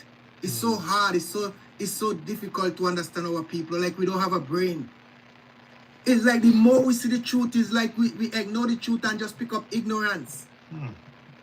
We're not even supposed to be fighting over Muslim and Christian. Yeah. Because the truth is there. The truth is there, my brother. Yeah. You go into this Arab country and see what these people are doing to black people. I see one Arab guy from Morocco slapping a black guy. Yeah. Because the guy is walking on the street and he just touched him. And this guy is saying he's a Muslim, the black guy is a Muslim. And the Arab guy is a Muslim. The Moroccan guy is a Muslim. It's terrible. Why black people are not waking up from this mental slavery? What's wrong with us in 2026? Yeah. Need to wake up. Yeah. Christian and Muslim is not our religion. Our ancestors is who we belongs to. Everybody have a God look like them except for black people. Why is it black people have always borrow sugar, borrow salt, borrow this? Just keep borrowing. Why can't we do our own? Exactly. I'm tired of this bullshit, man. What this thing is Ibrahim Traore. Look at what this guy's putting his life at risk. Yeah. These guys, look at all these guys who are putting their life at risk, and these people are unalive them. And we still can't wake up. Instead of religion, what is religion doing to us? Religion have done nothing to us. Okay. Man, I'm so tired of our people, man. I'm so tired. Sometimes, I'll be honest with you, citizens, sometimes I just want to disappear out of this world from our people, man. Because I could imagine how Ibrahim Traore feel. This guy's fighting, showing black people what these people is doing to us, and they still can't wake up. Exactly. What is wrong with us? You too. I was on an African panel, and they were trying to promote their specific area in Nigeria. And as soon as I mentioned the Sahel, and I say it everywhere I go, long live the Sahel, they got angry with me. Like they don't agree or like what's happening in the Sahel. So when they talked about the problems they're having in their area with their government, I said, why can't you look at the Sahel and take an example, use them as an example of what to do and how to do it to make your area better, to progress? The anger really got deep. So I had to stop talking about the Sahel and come out of there. But my last words were, long live the Sahel. Oh, thank you for that. Thank you, Linda. Okay, let me go to UP Lloyd. UP Lloyd, go ahead. What would you like to say? Hold on. Hello, everybody. Two ways. 1 second, please. Let me quickly bring UP, then I'll you next, because I think they came first. So 1 second, please. I'll bring you next. Okay, go ahead. UP, go ahead. Hello. Yes. Hi, everybody. Hi. I don't know why I'm hearing myself in the mic. I'm echoing. Okay. Well, go ahead. As far as hello. Go ahead, we hear you. I hear you. Go ahead. Okay. Yeah, so as far as the Sahel is concerned, Ibrahim Traore and doing mobile, but you see, when you have cancer inside of you, when you're sick, in as much as you can fight or you try to fight, you can't, because something inside of you is messing with you. See, and so Islam, or religion, as far as Africa is concerned, I'm not even hearing myself. I hear you. We are hearing you. Go ahead. We're hearing you loud and clear. As far as, but let's be specific to that area. But what Traore said, and I heard him, I think it was 2 days ago, and I already knew it was going to happen. Because you have to understand Islam. And you have to understand the origin of Islam and what Islam is. And, I was on a panel one time, and it was an Arabic panel. And there was this black dude, I think from Guinea or somewhere, and he was on a panel. He was a Muslim guy. And the Arab guy just shut him down. Told him, shut up. You people know nothing of this religion. And I was on that panel. And I said, yes, he's right. Because Africa know nothing of Islam. I'll tell you straight out. Christians know nothing about Christianity. But as far as Islam, look, African people know nothing of that religion. They know nothing of Al. A-L. His name is Al. That's the name of their God, is Al. And in order to put respect on his name, you have to say Allah, which means the greatest God. You see, these people, they come from the Amazigh. I'm here. Africa. Yeah. And these people are obsessed with gods. They are so obsessed with gods. They are so, even if you go to Mecca now, there's stone temples. And their prophet Muhammad had to unalive all other people that worship other stones. the 3 acacia trees from what's her name? What's the goddess name? Something that, you see, but what Islam is about Al. Mm-hmm. Al is a god, and Al is a very jealous God. And the meaning of Islam means total submission to the will of Al. Mm-hmm. You cannot share Al with somebody else. No, very saying, predicting their religion, and he's amongst them. You see, it's not about sharing, it's total submission to the will. When Al one time said, look, I look at Africa and I see the land of the dark-skinned people, and there are infidels because they do not know my name. They have all kinds of gods over there. Go over there, unalive them and enslave them and let them know my name. Wow. That's what happened to Africa. Wow. They invaded us with their religion and brought it because Al said to do it. You see what I'm saying? Al said to do it. Yeah. They have a vision for Sudan. Saudi Arabia said that it sees Sudan to be a shining light of Islam in Africa. Yeah. So they are pacifying it with all of their oil money. This stuff is crazy. And you have to understand that religion is a construct of the human mind. Yeah. Human beings, we create religion. We create a religion. It's a creation of our mind, bro. Because of fear of death, the unknown, and all that kind of stuff. This is what religion is. And nobody is saying that, you know, but when you have gods of war, not gods of peace, because you see Yahweh, because I'm going to tell you, right, Al is the Arabic name, the God, A-L, Al. The Latin name of their God is E-L, L. Yeah. So when you see people like from Israel or that side, it's going to be E-L-L. And the Arabic side is going to be Al. Okay. Now, it's the same God. It's the same God. Al had 72 children, and Yahweh is one of his sons.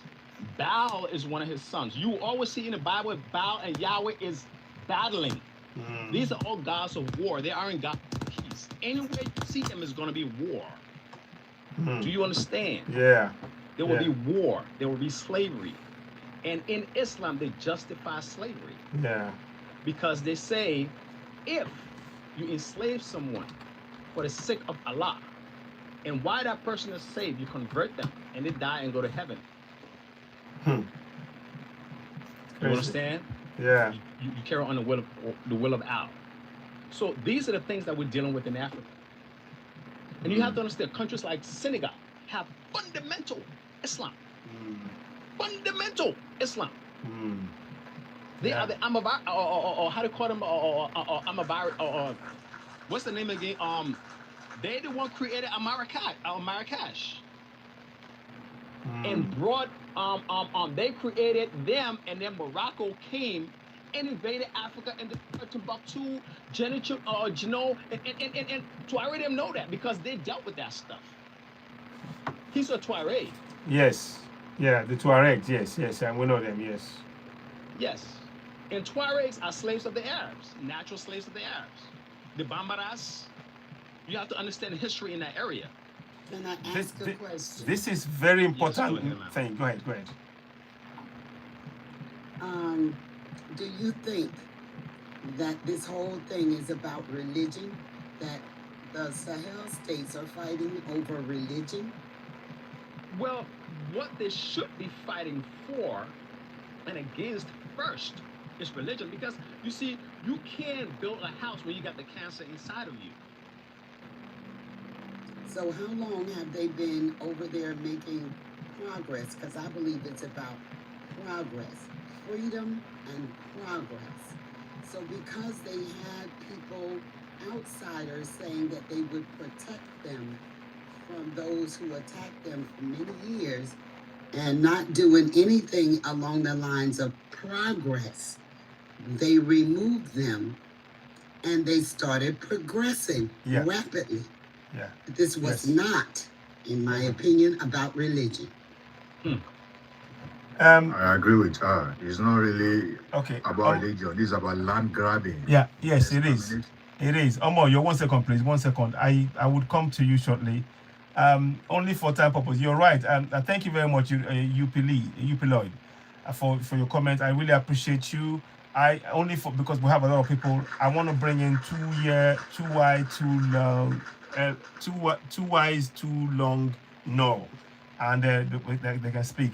But a very good point that Linda raised there about is it about religion, about land, and Omo, you're right along the lines of it's really about the land, but the religion is a smoke screen.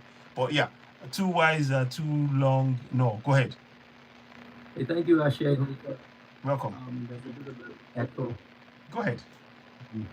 So the religions of the Abrahamic faiths took African and Sumerian spiritual systems, Yahweh, Horus, Heru, from Kemet, from Samaria, from the land of Canaan, Yahweh, and created what we see. So a lot of black people, melanated people, have a similarity effect. Their ancestors had a similar system, so they look at Abrahamic faiths, well, this must be it. Especially when violence was forced and you have a choice between being unalived or living and just worshiping a ghost. And of course, your grandkids forget that there was the violence. For African Americans, the Nation of Islam played a pivotal role in galvanizing our mindset to be Muslim instead of Pan-African. And Malcolm X was NOI until he left. So I think we don't distinctly evaluate nationalism versus religion and throw out the religion and keep the nationalism. So I have friends that are NOI. I'm not, but they think that's how you find Pan-Africanism. I think also that the J people have played a pivotal role in transatlantic slave trade. Christianity played a pivotal role, and then Arab slave trade, like someone else mentioned. But when everyone around you is Muslim, Christian, or Jewish, you know, it's difficult for some people to keep on track. You lose track of, the truth. So it's going to be difficult. I think alliances with some, like Yemenis Muslims, are different from Arab Muslims from Arabia. The people of Yemen have a more logical, black-centric culture. They just happen to convert to Islam. This is what I find. So I try to have alliances. I'm atheist. I think religion is nonsensical. However, my mom's religious. Not my children. They're not. My siblings. So what do? Okay, I say, how can I have an alliance to do a chess event or an artificial intelligence event with Christians or Muslims? Because they're the majority in the USA. So, it is what it is. Thank you so much, Ashe. Hotep, Ubuntu, Uhu. Wait, don't leave, because I got a question.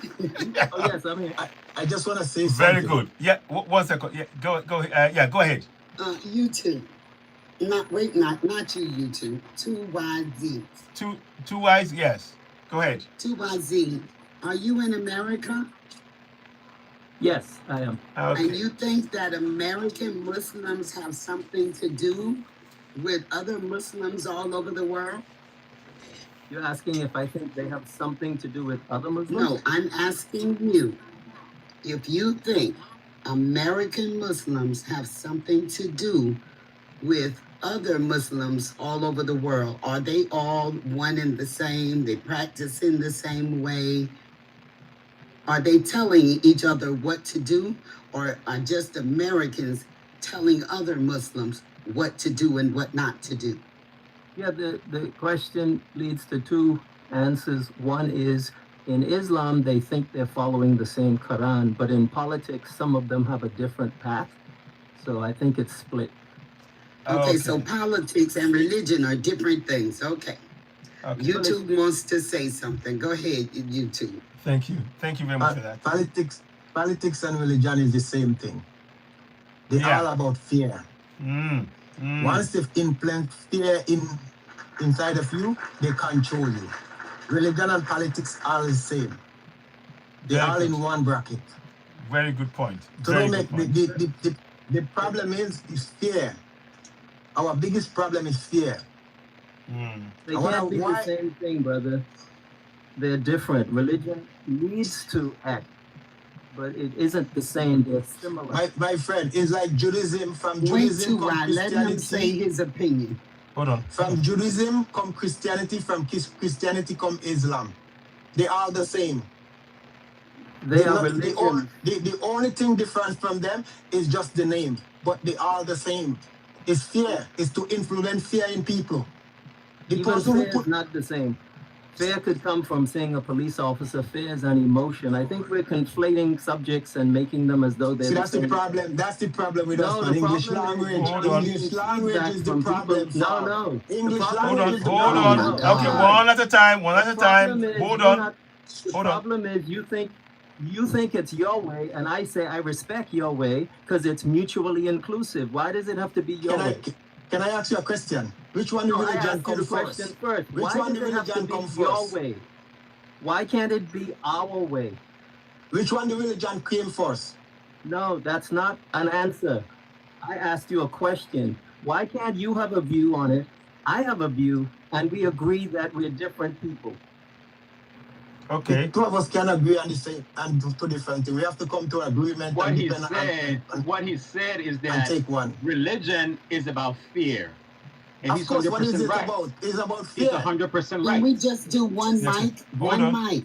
Guys, hold on, everybody, hold on. I think let's let too wise, too long, no, to speak and answer briefly. You two, let him answer.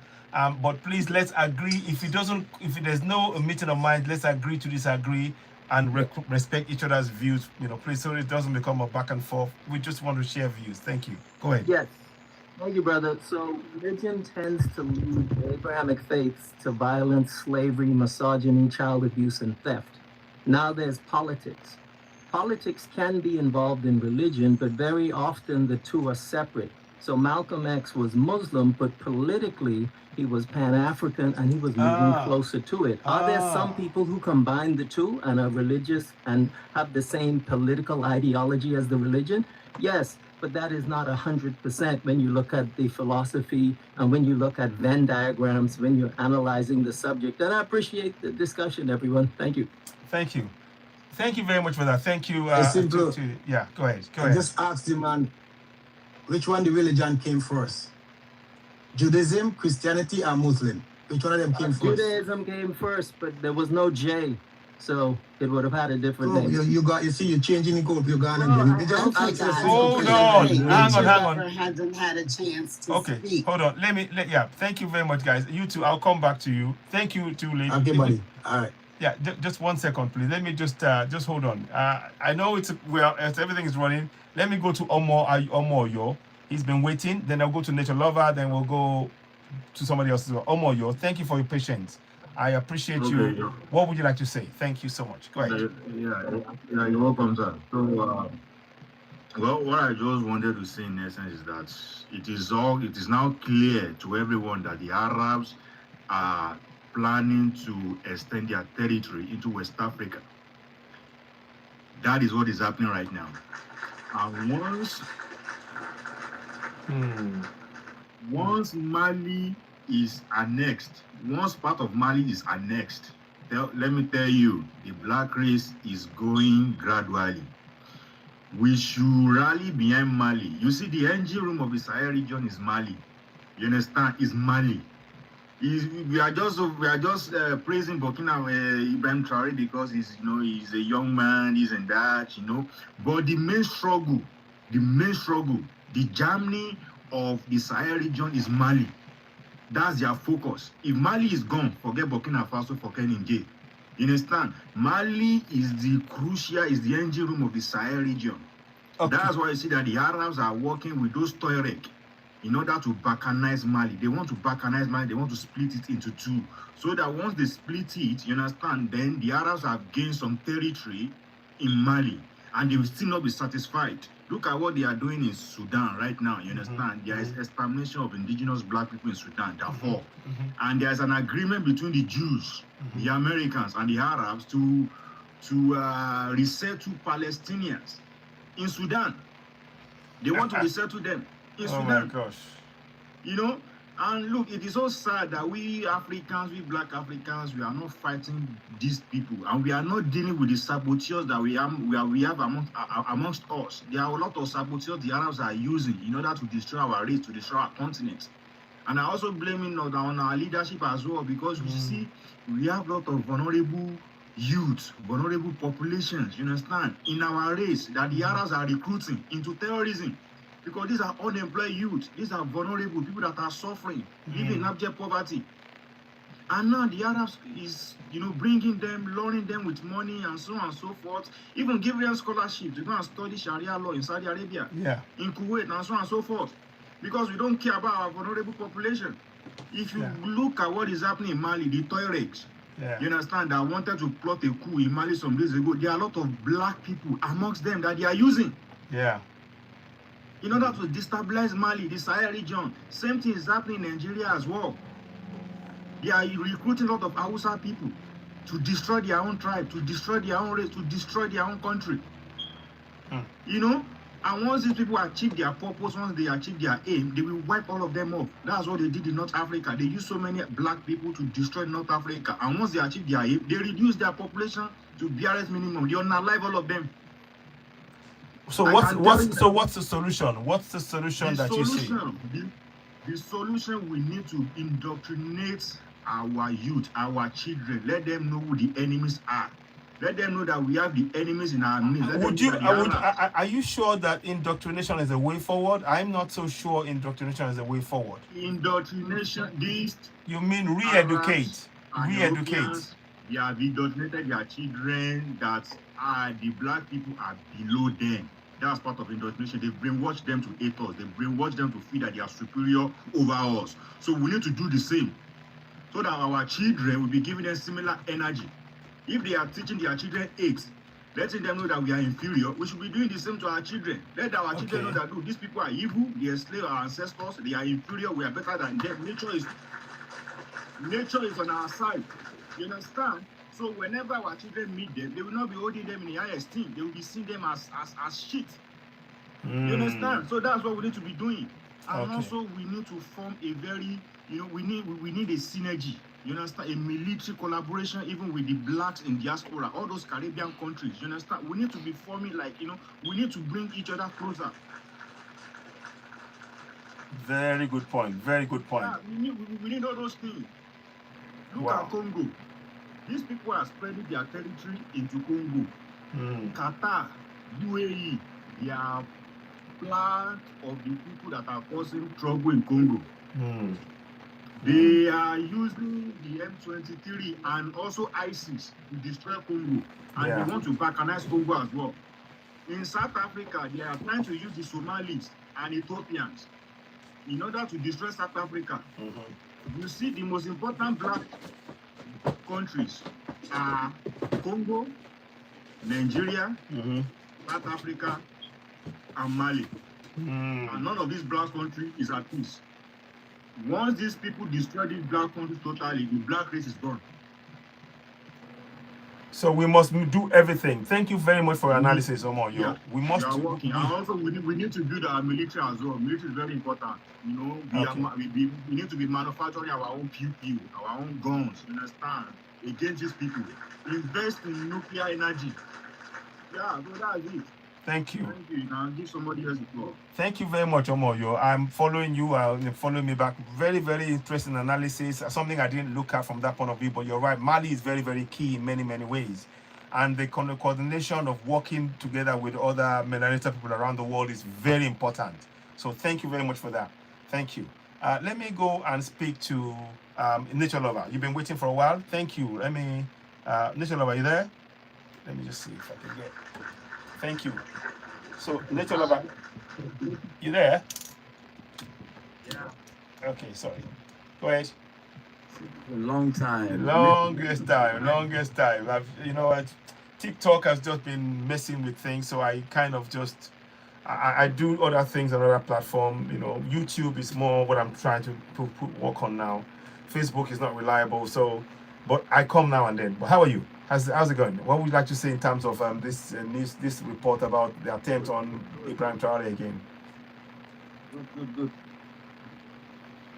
because of all of you, because of all of you, I had a platform long time, but now I jump into my local language, like you said the other day. Yeah. We have to educate these people in our local languages. Fantastic. So what we are just talking is what I transfer into my local language and try to explain things to them. That's the way to go. I can see that it's improving very well. Anybody that come, I introduce that kind of Allah.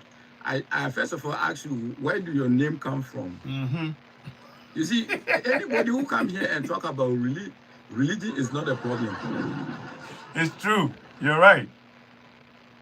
I hear somebody You're right. saying religion, let me tell you, religion and politics, they are actually two different things, but pointing at the same thing. One caused the problem for those who plan it, and then one also come to massage the wound. You understand? So the politics come to the politics is formed to extract, and they know the people are going to be angry. So now they use God. Oh, God will do it. Forget about it. It will be okay. So the religion is for that aspect. That's why you see the African people, no matter what the politicians are doing, but they go to their churches and their mosques and they tell them that, don't worry, here is not our home.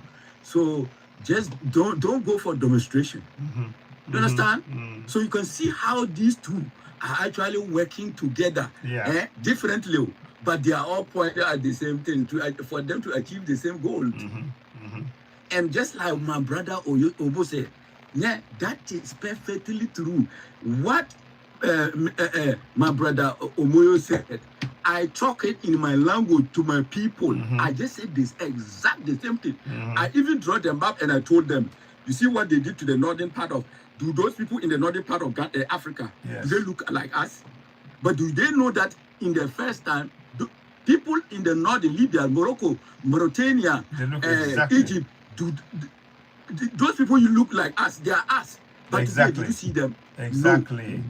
No. And you can see the map they are drawing. I explain all this to them. I said, look at Sudan right now. They are turning our people into them. And after all of them turn to them, they use them in front of them. They cause the other African, and then they use them in the front line to kill each other, so that they will finish those one there, just like what they do in Argentina or somewhere like that. Exactly. The blacks there, what do they use to emulate them? They put them in the war front, and then they all gone. Bye, all of them. Bye. Now you go to that place, you don't see blacks like that anymore. That's the strategy these people are doing, and they are going to conquer the whole Africa if we are. And then let me tell you, brother, let's point things straight. In fact, our brothers or whoever they are, called Fulani people, they should stop that kind of behavior. They are the one they are using the most in Africa. You're right. Okay? They are the one they are using most in Africa.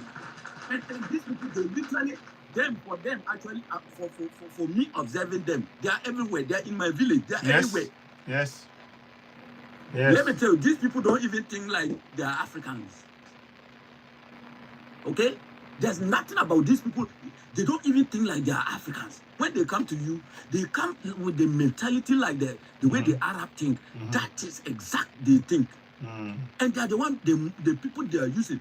Yeah, if you want to check those people that the Malians are fighting and on Alagi, just check them. Look at them. Those of us who know them, we know them. Yes. So the religion is a problem. It is the biggest problem. Plus the politics, all of them are land grab. Just like this lady said, all together is about land grabbing and the resources we have. And this our brothers. I don't know when we are going to actually see the whole thing is written on us. Just think about it. How can somebody do all these things? Come and give you God. Tell me. Yeah. These kind of people are giving you God. What kind of God are they giving you? Look at every country. Let me tell you, in the whole world, it is only a black man that do not have a God. If you go to China, the Chinese have their God. The Arab have their God. The India have their God. only black people, we Africans are the ones who don't have our own God. They deceive us, we trash it away and start insulting ourselves. So how can we be human beings? Let me land here. Well said, my brother. Well said, my brother. Well said.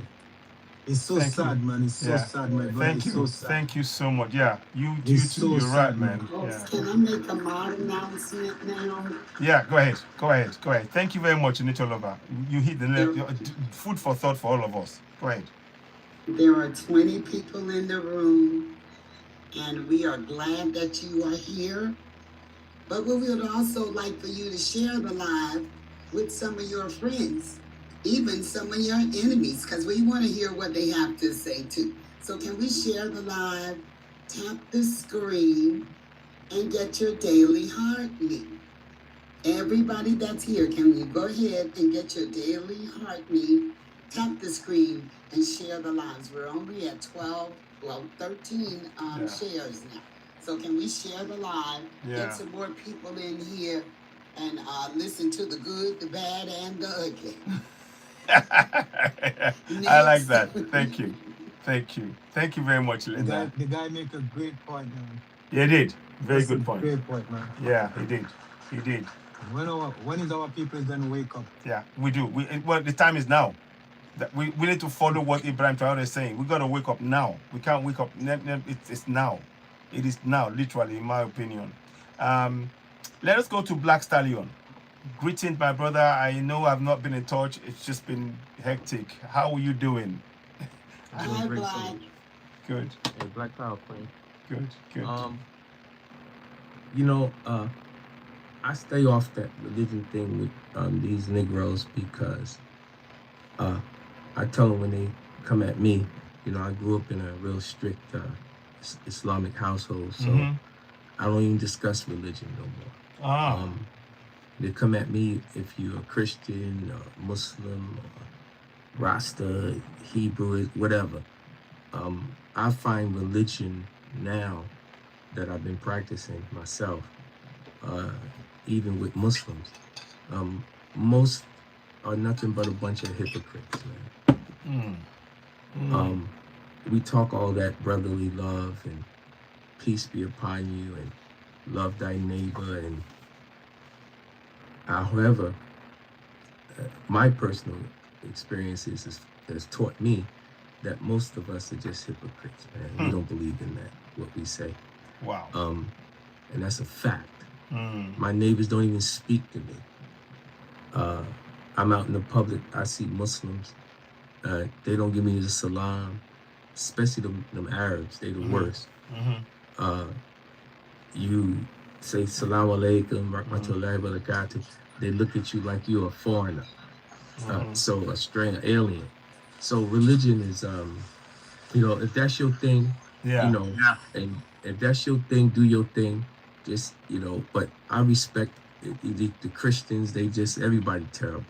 Have I met some beautiful people that really try to practice it and live it? Yes, of course. I met some beautiful Muslims, Christians, Israelites. You see, I just got a warning. Oh, my and I didn't gosh. say anything wrong. Oh, see, I just got a warning. What did I say? I didn't say nothing wrong. You see, that's another problem, host. This my TikTok gosh. stuff. You know, this is proof how we have no power. You know, they got us all up here. They done punked us all. They got us up here. You can't say that. No. Don't do that. Don't use that word. Don't do this. They're gonna take you down. They're gonna take it from you. They're gonna block you. They're gonna. They're asking me. They got us all distressed and under duress and punked. We are weak because we don't have no power. So the truth is, I'm getting to the point now. Either you're gonna do or not. Listen, let me just share a quick truth, and then I'm gonna drop a lamb. I'm sorry. You know, this hypocrisy that I see in what we call Pan-Africanism or Pan-Africanism, it is absolutely horrific. It's unacceptable. I've been on numerous Pan-African platforms. The host is a Pan-African. The other one say he's a Pan-African. The other one says he's a Pan-African. The other one says he's a Pan-Asian. She says she's a Pan-African. And I try to DM them and contact them and say, well, let us all exchange our personal numbers and let's put some money together and let's do some work about what we're talking about. And host, listen to me, oh Allahi, I haven't had one yet, not one. But yet they all say they're Pan-Africans. And they all are sitting up on TikTok giving lives. But yet they're against one another. They talk about one another. Man, get away from me with that hypocrisy and that fake lies, man. Stop saying you something knowing that you ain't about doing the work.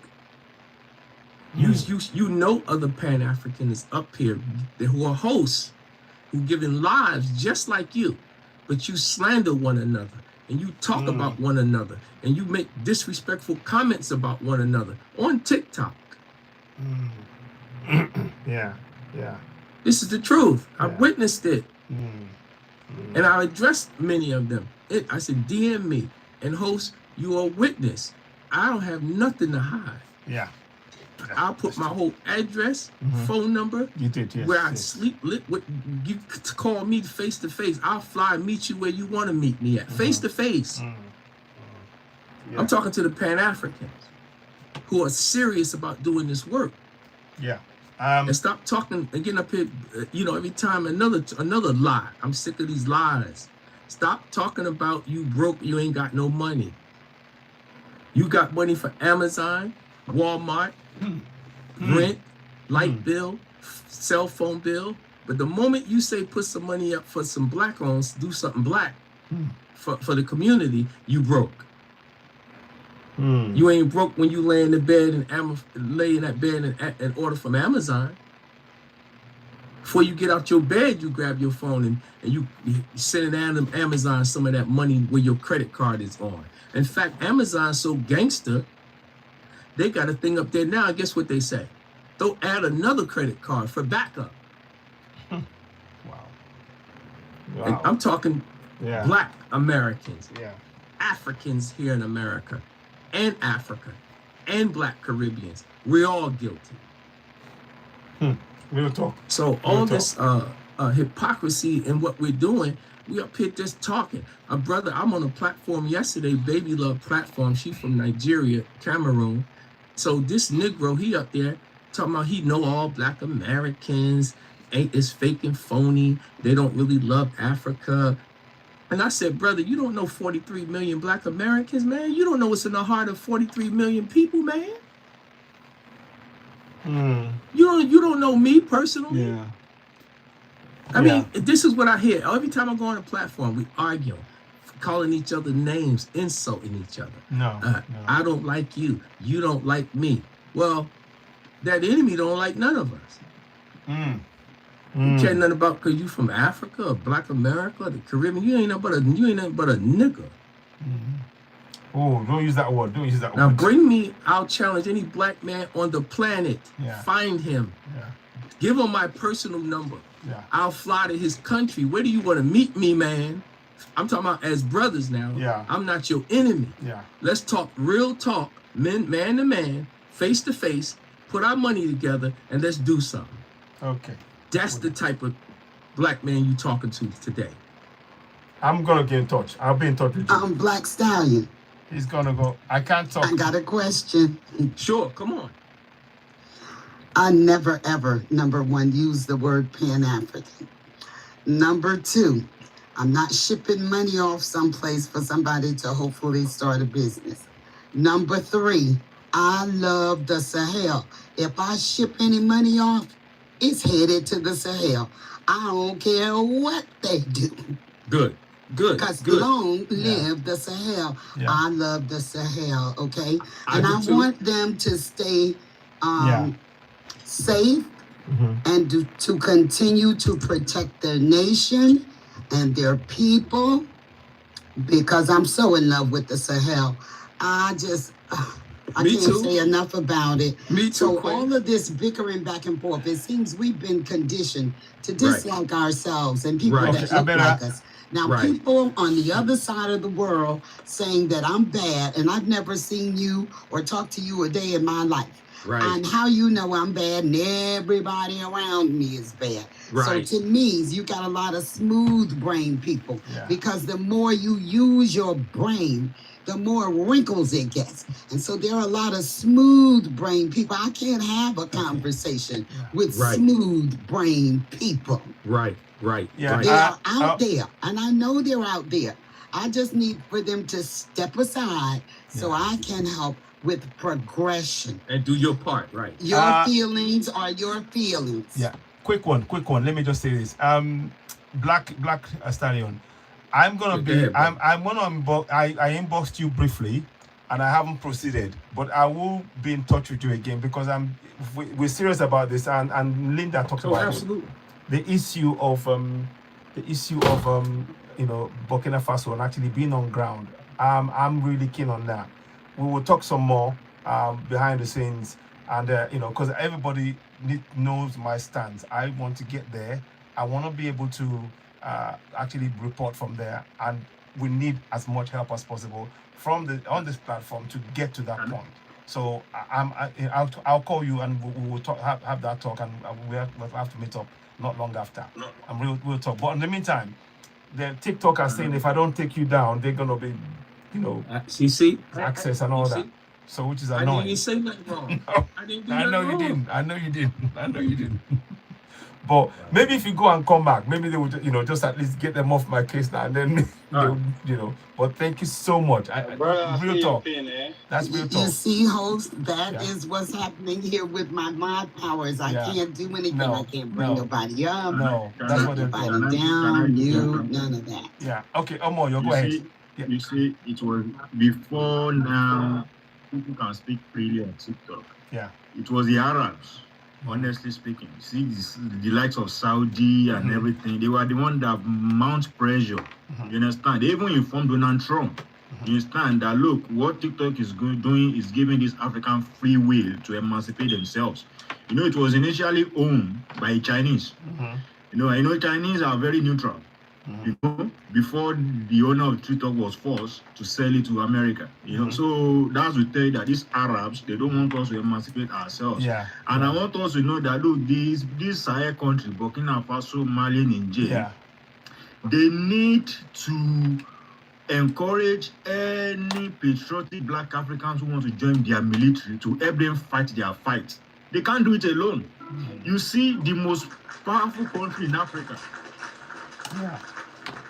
The most powerful country in Africa is a shame in terms of military that is Egypt, an Arab nation. Yeah.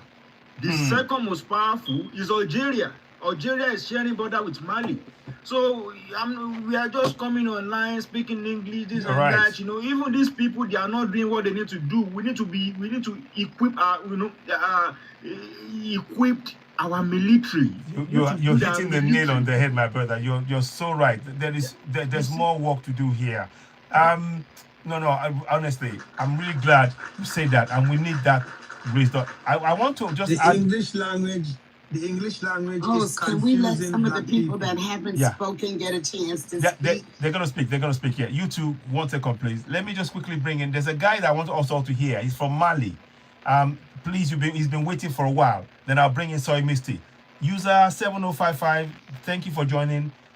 You're from Mali. Can you tell us what's going on in Mali right now?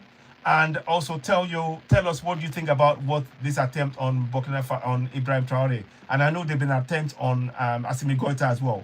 So welcome on board. What would you like to say? Go ahead. Hello. User, can you hear me? Hello. User, I'm unmuting you. Unmute yourself. Yeah, unmute yourself. Can you? I want you to come and.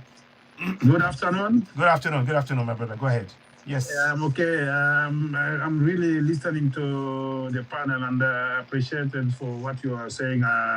I would like to seek a forgiveness from you because I'm from French speaking, but maybe my English might not be very good English. Good, but I will try my best to make you understand. Your English is perfect. Your English is perfect. It's perfect. Go ahead. We hear you. It is perfect. Thank you very much. Go ahead. I know that really you are real Africans, and then we black African, must support each other in one way or another. And then whatever is going on in the Sahel region is a plan, as a previous speaker talked about it. The Israelis helping the Arabs in one way or another to occupy the whole Sahara region in order to bring the Palestinian over there. Wow. So to make it as an Arab land. And then they are moving, they will move. Whether, we don't know where they are going to stop. Maybe you think maybe they will only stop in Mali. After Mali, Niger, Burkina Faso, Nigeria, they will go to another country. And then we African, Black Africa, we must be aware about the plan which is going on at this moment. And you have been listening to our foreign minister in this afternoon. Maybe yesterday, it was the Americans seek intervention in the Washington Post to come and help the Malian to destroy the terrorists. But there is a plan. The Malian government has not yet been notified. Exactly. But we know that even if they notify the Malian government, the Sahel region, the three-country Mali, Burkina, IS will not accept it, because we have already kicked out the American from Niger, and we kick out the French from Mali and Burkina Faso. I think the Mali and the Sahel region, we are well prepared. We have the manpower, we have the will, we have the determination. And even if we don't have, because African people, to understand things, it will take them a while. But us now, we are talking is a plan which is going on. The Arabs, you can see Mauritania. Mauritania is a black majority population, but still dominated by the few Arab people. So therefore, it is the same what they wanted to do. Even if you go to the northern part of Mali, we have the Tuareg, they are about 300,000. They are not even 1 million. Wow. But the vast majority are the black. How can you get independent and you are against the black, then you are ruling the black? Which black is going to accept that? Nobody. So therefore, you guys, we have seen your support morally, and we appreciate it. But we as Saharian, we are warriors. We know how to fight. And what let us down is the so-called Democrat regime previously. They disarm our army. Mali has the strongest army in Africa before, if not was Nigeria and Algeria. Mali was the third powerful army in Africa. But the so-called democratic regime who came, they collided with the American, the Western country. They destroy our army. But this year, General Assimi Goïta and Ibrahim Traore and Abdurrahman Chani, they are building up our army, and we are strong enough, and we will defend our country. Not 1 inch of our country will remain in their hand, and we'll destroy them. You trust what I'm saying? Ashe, yes. And Ibrahim Traore, you heard his speech a few days ago. He was talking about the mentality of African. I don't know, maybe this so-called secret agent came to him to tell him that they have some way to deal with the rebel, but it is not to deal with the rebels. But Ibrahim Traore is a very wise man. They just want to give some substance to African people. Maybe they put it in the Coca-Cola or in whatever food. When you use that, you become a weaker. Maybe I think most of African people, maybe they use it in another country, we don't know. But if that is true, I think Africa, we are gone. But we have to stand and we have to be careful. And whatever black, you are in America, you are Latin America, Africa is your motherland. We must support each other. We must go and to make each other strong. Because these white people, the white hegemony, they have their agenda. Because African population were growing up, and they don't like that. They don't like that. What they wanted to destroy our culture, our way of life, our ethnicity. But I think you people understand what you are saying in this panel. We really appreciate it. I've been listening to you. That's why I demanded to be in the panel to give my contribution. Thank you. And I will assure you that Mali will never be defeated by these people, by these so-called people. And we'll be strong, and we'll be strong, and our army is becoming more stronger. And you can see Burkina Faso today. Yes. 80% or 70% of the Burkinabe territory is occupied by the army. And this French parliamentary, European parliamentary was saying about something that the Europe must be intervened because Ibrahim Traore doesn't respect human rights or what have you. Nonsense. I think there is nobody respects human rights than the IS people. Because we care about our people, we are protecting our people, we want to fight to make sure that we have a very strong nation. Thank you very much indeed. Wow. If you have any question, I'm here to answer that question. Thank you. Thank you so much. Round of applause. Thank you so much. Listen, your English is perfect. Your English is absolutely perfect. Thank you. And please keep it up. I'm really grateful. Thank you. Let's go to Soy Misty now. Thank you. Thank you so much. Soy Misty, let's go. Go ahead. I'm going to salute.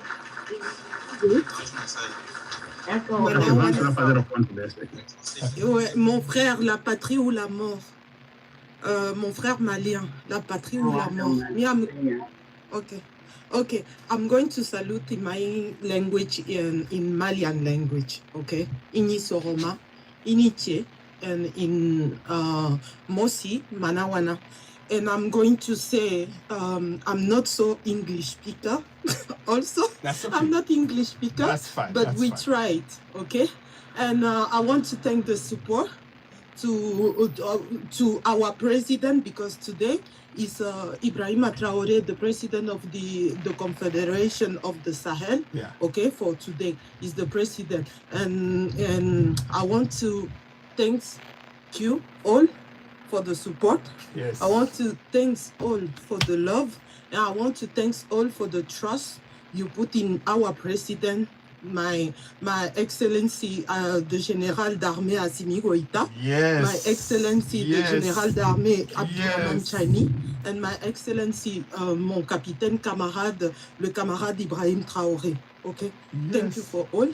And I just want to come up for ask something, but my brother from Mali just tell you yet about what the minister, Mr. Abdoulaye Diop, said today about this post America. they put in the Washington Post. But Yes, that they want to come and help. The Yeah. Americans, they don't. Yeah. They want to destroy. They don't want to help. It's actually, they're telling us it's a double speak. They really want to come and Yeah. destroy it. But go ahead. okay, they you know the American tactic when they make the same thing with Nigeria. They start to talk by themselves. They don't ask for nobody. They start to talk. But I want to say something. Don't take me bad, but the Sahel is not Nigeria. The Sahel. Good. Don't confuse. Good. Don't confuse the thing, okay? The Sahel is not Nigeria. We are not under English. We are not under English influence. We don't see Americas like paradise. We don't consider. And I think you're not gonna have many Malians, many Burkinabe, or many people from Niger who going to take this thing for go to America. So America don't have to confuse. We let them. They were in Niger until 2012. Okay, they have his base drone in the desert of Niger. We discovered that in 2023 when we tell them to go out. They didn't want. They go in Côte d'Ivoire, like with his group Africom. So America have to understand that us Sahelian, we are not, okay? We are not Ghana, we are not Nigeria, we are not all these countries that when they call or when they want to insult, they come and they make what they want. We are not that. They don't have to confuse.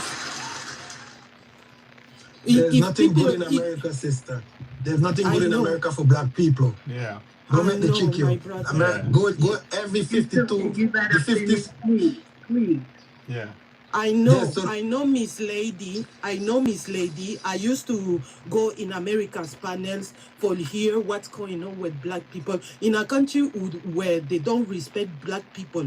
They own facts. people who are American. How they're going to come in the Sahel countries who are not English speakers to come to make peace? Which kind of peace they're going to come to put there? The only thing I see is because they want to come and let the pew-pews.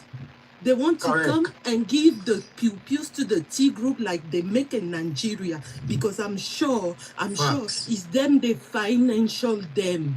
Okay? Because in Mali, when they attend against the Minister of Defense, Excellency Sadio Kamara, okay, when Malian soldiers go to respond, all the passport, they find in the T groups, they were European passport. Also, you have Colombian mercenaries. You have all these things. And we are not child. Okay? They're not gonna help nobody. Yes. Okay? They're not gonna put any peace nowhere. They're not gonna... J'arrive. 2 secondes, je parle. J'arrive. Et they're not gonna put us in their peace. The only thing they want, they need the uranium of Niger. That's why United States don't want to go. They need that they need that uranium badly. They need that gold, because you know that the north of Mali, Kidal, Gao, Tenzawaten, all these things is where the gold mine are, is where the Facts, petrol sister. Facts. are. Facts, Is sister. where Truth. all the resources are. From the people who know the story, us, we are descendants on Sunjata Keita. The people who know who is Sunjata Keita, we don't fucked up. Okay? We will We fight, don't fucked sister. up. Yes, sister. Yes. Sound like a lion and an eagle. Yeah. Yes. We are eagles. Here we call ourselves the eagles. Okay? There we In go. Burkina, Fantastic. we are the black. Please let her finish this too. Yeah. Yeah, we are the black horses, because in the time before the colonization, Burkinabe people are known like they know how to domesticate savage black horses. This is our speciality. Mali, they are the most warrior of all the story of West Africa. So don't joke with us. Wow. Thank you. Wow. Wow. Oh, that was Wow. fantastic. Wow. I am Wow. so glad Wow. that you see the demon for who the demon is, the lion demon. Don't believe nothing they say. I live over here, but I didn't vote for that man, and I know they lie. And I'm Yes. glad you know that Yes. they lie. You gotta Yes. know who your enemy is. It's not just those people in the bush. It's USA. It's France. It is a lot of countries all around you. So Exactly. first and foremost, to defend yourself, you have to know who the enemy is. Now, I heard about that post that the USA put out that you're going to come over there and help them out. But who have they helped out? Every place that America goes, talking about they're going to help somebody. They go in there, they tear the place up, they loot, they grape, they do all kind of horrible things, and then come out and leave the place in a mess. Look at what they're doing in Iran right now. Yeah. Yeah. So thank Yeah. God you don't trust these No. enemies. Wow. Honestly. Wow. Wow. Wow. Soy Misty. Listen. Great speech. You lifted the spirit of everybody right here, and even your fellow Melian, every one of us. We lifted our spirits up. She did. Wow. She did. Wow. When the queen speak. Honestly, wow. You brought the When fire. the queen speak, man. And They have the power. The black woman have the power. Yes. You know what I love about it? I'm from Nigeria, and I am so glad you said what you said, because the Nigerian leaders need to hear you. They need to hear the facts that they are lapdogs to this bunch of colonials. They are lapdogs. The Nigerians, the Ghanaians, all of those leaders, and the people need to wake up and follow. We need this. Look, I'd like to bag the energy that you brought and take it to Nigeria, and sprinkle it everywhere, so that we wake up. So, because we need to wake up, because people are asleep. This is the spirit, this is the fire that we need to take back control and stop our people being exploited. Wow. Honestly, I don't think I've had a speech today that even comes close. You know, I'm going to, yes, I will post it. I will post that speech. I have to, you're sorry, Misty? You have to post that speech. I have to post that. It's a powerful speech. Powerful speech. I am going to post it. Powerful speech, man. And She touched every bone in my body. Whoa. I mean, my eyes woke up, my brain, everything is like, it's just, everything. Thank you, man. Thank you. Sorry, Misty. Thank you. We need our African. Yeah, let me stand up. Yes. And Clem TikTok is also. They have the power. Yes. Wow. This is incredible. America don't help nobody. No. America don't help black people. No. Let me bring my in. sister, can I say something to you? Quickly. Okay, go ahead. Then I'll go to Ken. Go ahead. My sister, I'm from Ghana, and Ghana, we share the border with Burkina Faso. And I'm an Ashanti, and we know our history, we know where we're coming from. And we still have our history with that, our connection to the people of Burkina Faso. It mingles a little bit so people don't see it. That's why the Ashantis are connected to the northern people of Ghana. People don't understand. Because the nearly mingles a little bit, so people don't see it. I'm telling you this. Why do you think a lion is called Jata, and we the Ashanti still called it Jata? And we are in Ghana, and they are in Mali. Wow. They have been creating a lot of things to divide us, so that, but we are waking up, so we are finding ourselves. We are finding ourselves gradually. Good. My sister, let me tell you something. I wish I could tell Traore this in person. The president of Ghana is ready to support him, but we still have an American base in Ghana. But my sister, I want to tell you this and let Traore know. The youth of Ghana are behind the Sahel and are ready anytime. Wow. My brother. Wow. Yes. You sleep with your Hang enemy. on, you two. I'm telling you, I have to protect me from my enemy. You two. Sleeping with my enemy. You two. Hold on, please. You two. Just 2 seconds. Yeah, go ahead. Okay. My brother from. I have a question for you. It's about your president. We know that the only African country that my president go and salute with the hand, okay? But because if you see well, Ibrahim Traore don't give the hand for salute anybody, okay? He's always make the check with the hand closed. But with your president, he opened the hand for salute him. He opened the hands for salute Maduro. He opened the hands for salute President Putin and your president. And what I don't understand is, after the good work you make the entire world accept this crime, okay, against the humanity, right?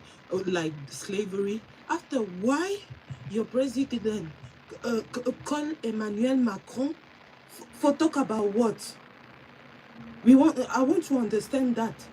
For talk about what? For what friends? The same friends who vote, who abstain in the votation. Your president take and call Emmanuel Macron for come to talk about slavery. So I want to understand. You like my sister, do you know Bill Gates? I know Bill Gates, this man of Gavi. Yeah. What is he involved in? Can you ask again? Sorry. What is Bill Gates involved in? Thief. Going around thief. In thief. And in Yeah, and in with fake vaccines, we know, Yes. we Okay, know. All okay. those things. So Yes. you know He's a him. thief. He's a Hold on, thief. please. Hold on. Please. My president sat down with him, and I think it was about the health system of Ghana. And with me personally, as of right now, just as that guy came in, he said he wants to drop. I would like that topic to be another topic someday. I might chip in, but What is I that can't talking about answer Bill it Gates? right now. What is Bill Gates have? Bill Gates having? Bill Gates don't like black people. Bill Gates is a Nazi. He's the head of one of the Nazi group in America. Bill Gates is a colonizer. What is wrong with these guys and them? Yeah, we don't know. We don't want. I ask you about your president calling Emmanuel Macron, knowing that Burkina Faso just break up. We break up all. We break up with the diplomatic thing. We break up with the press. Anything you're going to see in the European media or your own media, because they are owned by the European, okay, is not about our country, about the Sahel. It's not trusted because they don't have access in that 3 countries, and you know it. But I want to know until today why John Dramani take and go and call Macron to come to talk about our slavery thing. Wow. This is my question. Yeah. And I'm not taking that. I just wanted to cross with good Ghanaians who can explain me why. Yeah. No, very, very good point. Yep. Okay. One second, you two. I think Kwame is not up forthcoming with the answer for now, only for time purposes. I can only surmise. Sorry, Misty. For me, I was so disappointed like you. I was so disappointed when I saw him meeting Macron. And I was thinking, this is a man that has met Ibrahim Traore. And I was thinking, so since then, I've been looking at him in a bit. He needs to prove himself to us now, because I see him as one of those sellout African leaders. You cannot be meeting Macron and then meeting, you cannot. You cannot. I don't agree with that at all. I'm not sure what Kwagwe Agyeman will say, but let me go to Nature Lover. He'd like to say a few words, then I'll go to Clem TikTok. Go ahead, Nature Lover, say a few words. Go ahead. Okay. I want to say something, but this one is not from a verified position, and also it's just my opinion. Like Sister Suemi said, let me tell you, when I see that Macron was in Ghana, I'm a pure Ghanaian, a citizen. Yes. But let me tell you, when I see that guy actually call Macron, my heart go bad. And I jump into my TikTok and I start telling my people in the northern part there that anybody, if they see anybody say anything Kululu in the border there, because me, I'm closer to Burkina border, we will report to Burkina authority. Just like he said, Kwame said first. Yes. Let me tell you, me, I'm literally actually opening my heart. And the guy is also from North. The president of Ghana is from North too. We all know. Let me tell you, we are really ready, like Kwame said, up there. We are ready. Yeah, I'm not lying. I have people I know, I talk to in the North there, my family. Yeah. I told, if you see anything, let's report it to this. But one thing I also get to understand, I was furious and I was looking everywhere to see what is this man really doing with this guy. And you allowed this guy to come. Look at the way the people welcome the guy in the country. So why do you need from his this? We all have this this thing. But finally, you know what? I saw that if I continue to think about it, I'm gonna get depressed. I will die uselessly without any solution. So what I sit down and I contacted some people, and then we all talk. And some of them are coming with they are trying to tell me that, these people sometimes, when you want to actually defeat your enemy, sometimes all of you cannot go together. Some of you will pretend to be with the enemy, see the plan, and transfer the plan to the other person, gradually, it will be between the authorities. So sometimes we talk, but the people in the position, they know what better. Okay. So that cooled me down. In fact, I'm just telling you what I went through when that happened too, sister. Yeah. But when this person actually talk like that, I said, okay, it's okay, because you know this thing I'm saying here. Even I don't supposed to say it here. Yeah. Because if you want to actually literally eliminate your enemy, that take you for a long time. You don't have to all go at the same time. When you are not strong, you have to use your brain, just like the way they came and used the brain. Some of you will still know the tactics, and then use it and then transferring it to the other person so that you rebuild. By the time they realize you are up and all of you are together, and then they cannot do anything. That's true. That calms me down, sister. Yeah. So I just want to chip in this and then see how it's gonna calm some people also down, or maybe it's wrong. I'm still looking. I don't know, and I'm still monitoring our president. Okay. But what I say, I've said it. I still tell my people that we should be watch out. Good. Thank you. Simple. Thank you so much. Thank you very much, Nature Lover. Thank you for that. Let me go to Clem TikTok. You haven't spoken. Let's hear, and I wanted to hear from you. I am going to post a video. Go ahead. Thank you. Go ahead. Greetings from Nigeria. Oh, greetings. Yes, greetings. Great to hear from you. Go ahead. So, talking about Africa unity, I was like so happy to see the new president of Benin Republic meeting with Ibrahim Traore in Burkina Faso. I was like, this is a great move. A new president, instead of building his connection with a foreign European government like the way our Nigeria and Ghana president used to do, and the West Africa president, he tried his best to meet with Ibrahim Traore so that he can build the Africa unity and a strong Africa bond, so that our borders can be open, so that we can flow together and build another new unity. That's a great move. If every other Africa president can accept Ibrahim Traore ideology and work with him, I believe Africa will be one. So it's now time for we to like wake our other citizens and give them the awareness of how to build Africa unity, not by violence, but in a diplomatic way, so that our presidents can unite. Because I see the kind of politics our people are playing. It's just a pocket kind of politics. Not to urge our presidents to unite with the other Sahel region. Because I see the Sahel, they are building technology and building. See Ibrahim Traore now. There are some Burkina citizens that went out to study Sharia law and the rest.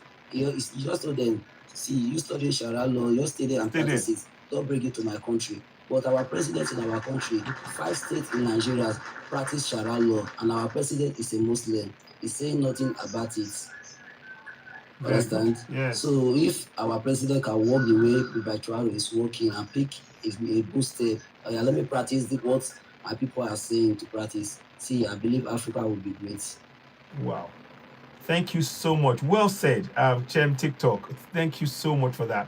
I'm really glad that you said what you said. As a Nigerian as well, I am very disappointed in what has been going on in Nigeria. The Nigerian government is definitely compromised, not because of the power, the way the power went in, you know, the way that he got the power and all that. It definitely a lot of compromise from him, and he had to agree to certain things to be able to get to power, and that is what is really holding him back. He cannot really do things the way he wants. I once heard him say something about if he does if he speaks too much, they may unalive him or something. So we need to really address that as a people. This is something that is holding our lives back collectively. I'm not here to abuse President Tinubu, but we must speak facts. For him to be able to govern Nigeria, he has to govern it as a president. He has to make sure that whatever agreements that he entered to prior, it no longer applies, because right now the safety of our people is the most important priority. Just like they're doing in Burkina Faso, Mali, and Niger, they're leaving no stone unturned when they're going for the security. Now I see that President Tinubu has now said that they're going to employ 28,000 people. They said that yesterday. It's a good step. But we need those who are supporting, those who are sponsoring these terror groups. They need to be arrested. They must be arrested. They must be tried publicly to set an example, to say that no longer will this government allow anybody that is sponsoring terror people be allowed to roam free or walk around in the country or to supporting them in any way. They must be arrested, tried, and publicly tried and jailed. That will send the right example. So we are yet to see that from President Tinubu. I'm not here to abuse him because I still respect my elders as a Yoruba person, but we need that work done. So Chem TikTok, I'm so glad that you raised this point, and it's so important. This is something. You know, yeah, go ahead. Yeah, go ahead. The majority of people in Africa, in the continent, are going around and destroying the country. They are Muslims. They claim that they are Muslim, working for the Muslim, the Arab Muslim. Yeah. Have you ever noticed that? The majority of people in the continent of Africa who is going around destroying Africa, they are Muslims. And one more, working for the Arabs. And let me add one more thing. They are also being used by the colonials in this process. They're also being used. So it's a two-way. Exactly. So that's the thing that people have got to pick up on. So you are absolutely right there. Yeah, they're using the Arabs. Them are using the black people to go out there and preach about Allah. In the same time, telling them to give them pew who go and destroy their country. Absolutely. Can I say something? Yeah, go ahead, Linda. I want to say that I see people in a category of good people and bad people. No matter what religion they are, no matter what language they speak, there are good people and bad people. And right now, during this revolution going on in the Sahel, no matter what language, no matter what religion, because I don't want to go against anybody's religion. I think people should be free to practice whatever they want to practice. But if you got a problem with the government and what's going on in the country, then you are free to get out. I don't care what language you speak or what religion you are. You are free to practice whatever you want to practice. I'm glad Ibrahim made that clear. That Muslims live there, Christians live there, but you never fight anybody over their religion. This fight is not about religion. This fight is about the colonizers want to continue to extract and pay low prices for the abundance of resources on that land. They want that gold. They want that oil. They want that uranium. This ain't got nothing to do with religion. It's got more to do with propaganda. And they're going to come up with all kinds of, if it's not religion, it's going to be the texture of your hair. It's going to be the color of your skin. It's going to be your tribe. It's going to always be something that's part of the war machine. Propaganda. The name of this war game is divide and conquer. So I don't care if you're Muslim. I mean, they're free to practice whatever they want to practice. I personally not real religious, but if I want to practice a religion, I'll practice it on Sunday for 2 hours. The rest of the week, I got shit to do. Building, progressing, learning. And that's what's happening there. They want those resources. It doesn't matter what religion they are. Okay. So this is not a religion.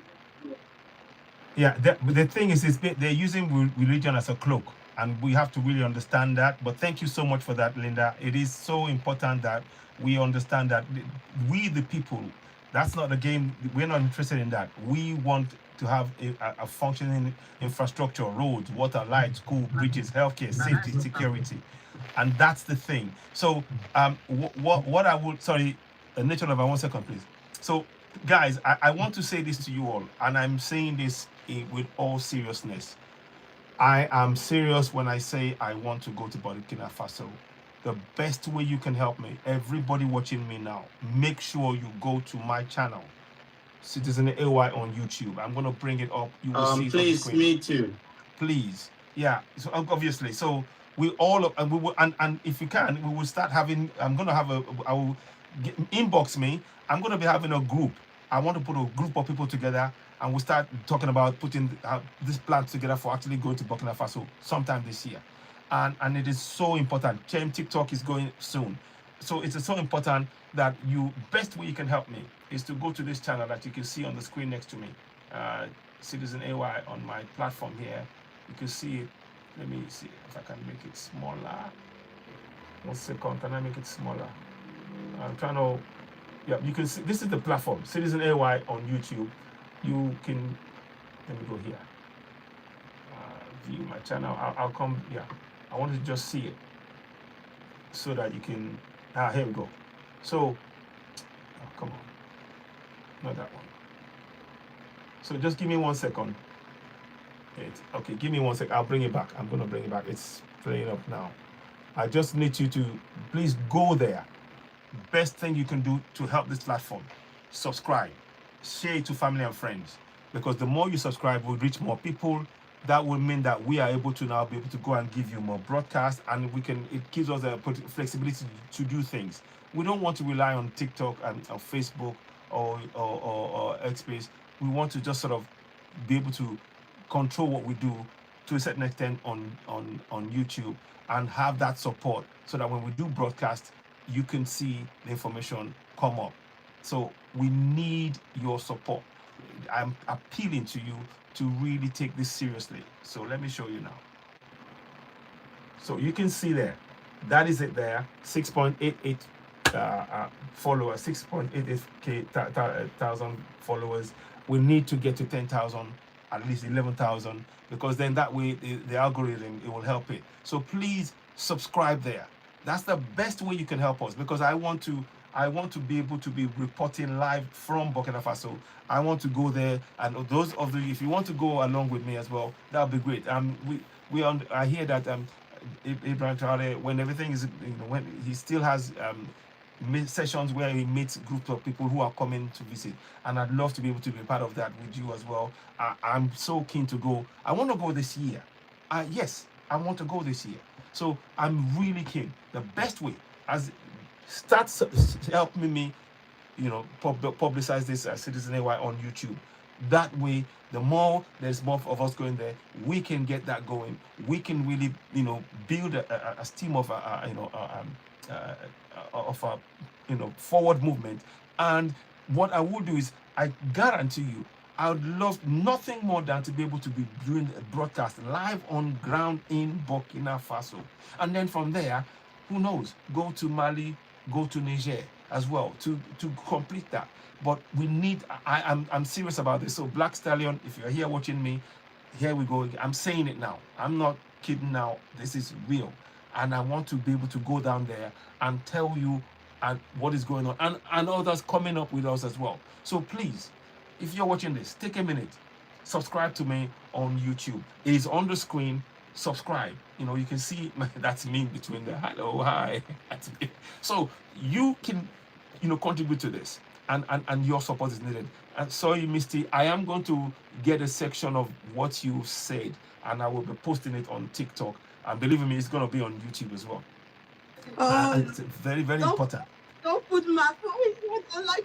I don't like my voice. Now it's a wonderful voice. What are you talking about? We love the voice. Every one of us, we're inspired by that voice. We like that voice. We like the passion. We like the fire that you bring. It's really important. And please continue. This is what we call. Yeah. Can I buy your voice? In Niger, you have a woman. I can pronounce. Can I buy your voice, please? Oh, thank you. No, I'm being serious. When we meet in person, we talk about it. So come to Burkina. Fantastic. I'm coming with AY. I'm serious. Yes, we're coming. You embrace me now. No. Thank you a lot. Thank you a lot. I don't have the customer because I grown up in Europe. I born in Europe, I grown up in Europe, and my voice was a little bit mocking always, okay? And for me, it's very important. Thank you for the words. No, you're welcome. I want to say in Niger, in the time of colonial time, I think speak about in the 20th century, yeah. In the 40s, you have a woman who fight, who they analyze. She was. I love that woman when she make a speech. It was a badass. I love the way the Black American woman, you know, like Angela Davis, when she was talking on in front of the people, they shout always like Winnie Mandela, and they say our tone of voice, the way you talk is the way it is going to attend the people. Because when you talk like please be nah, people don't going to understand you. I'm sorry. If you are not an Agoje like Tasa Agwe, it's not gonna work.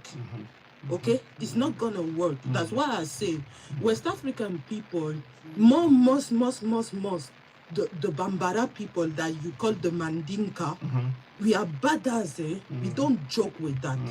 Okay, when you know the story, the true story, not the story that people think that when the colonizer come, we sit down and we say, come take my children, come take my mom. I don't care about nothing. The white is God.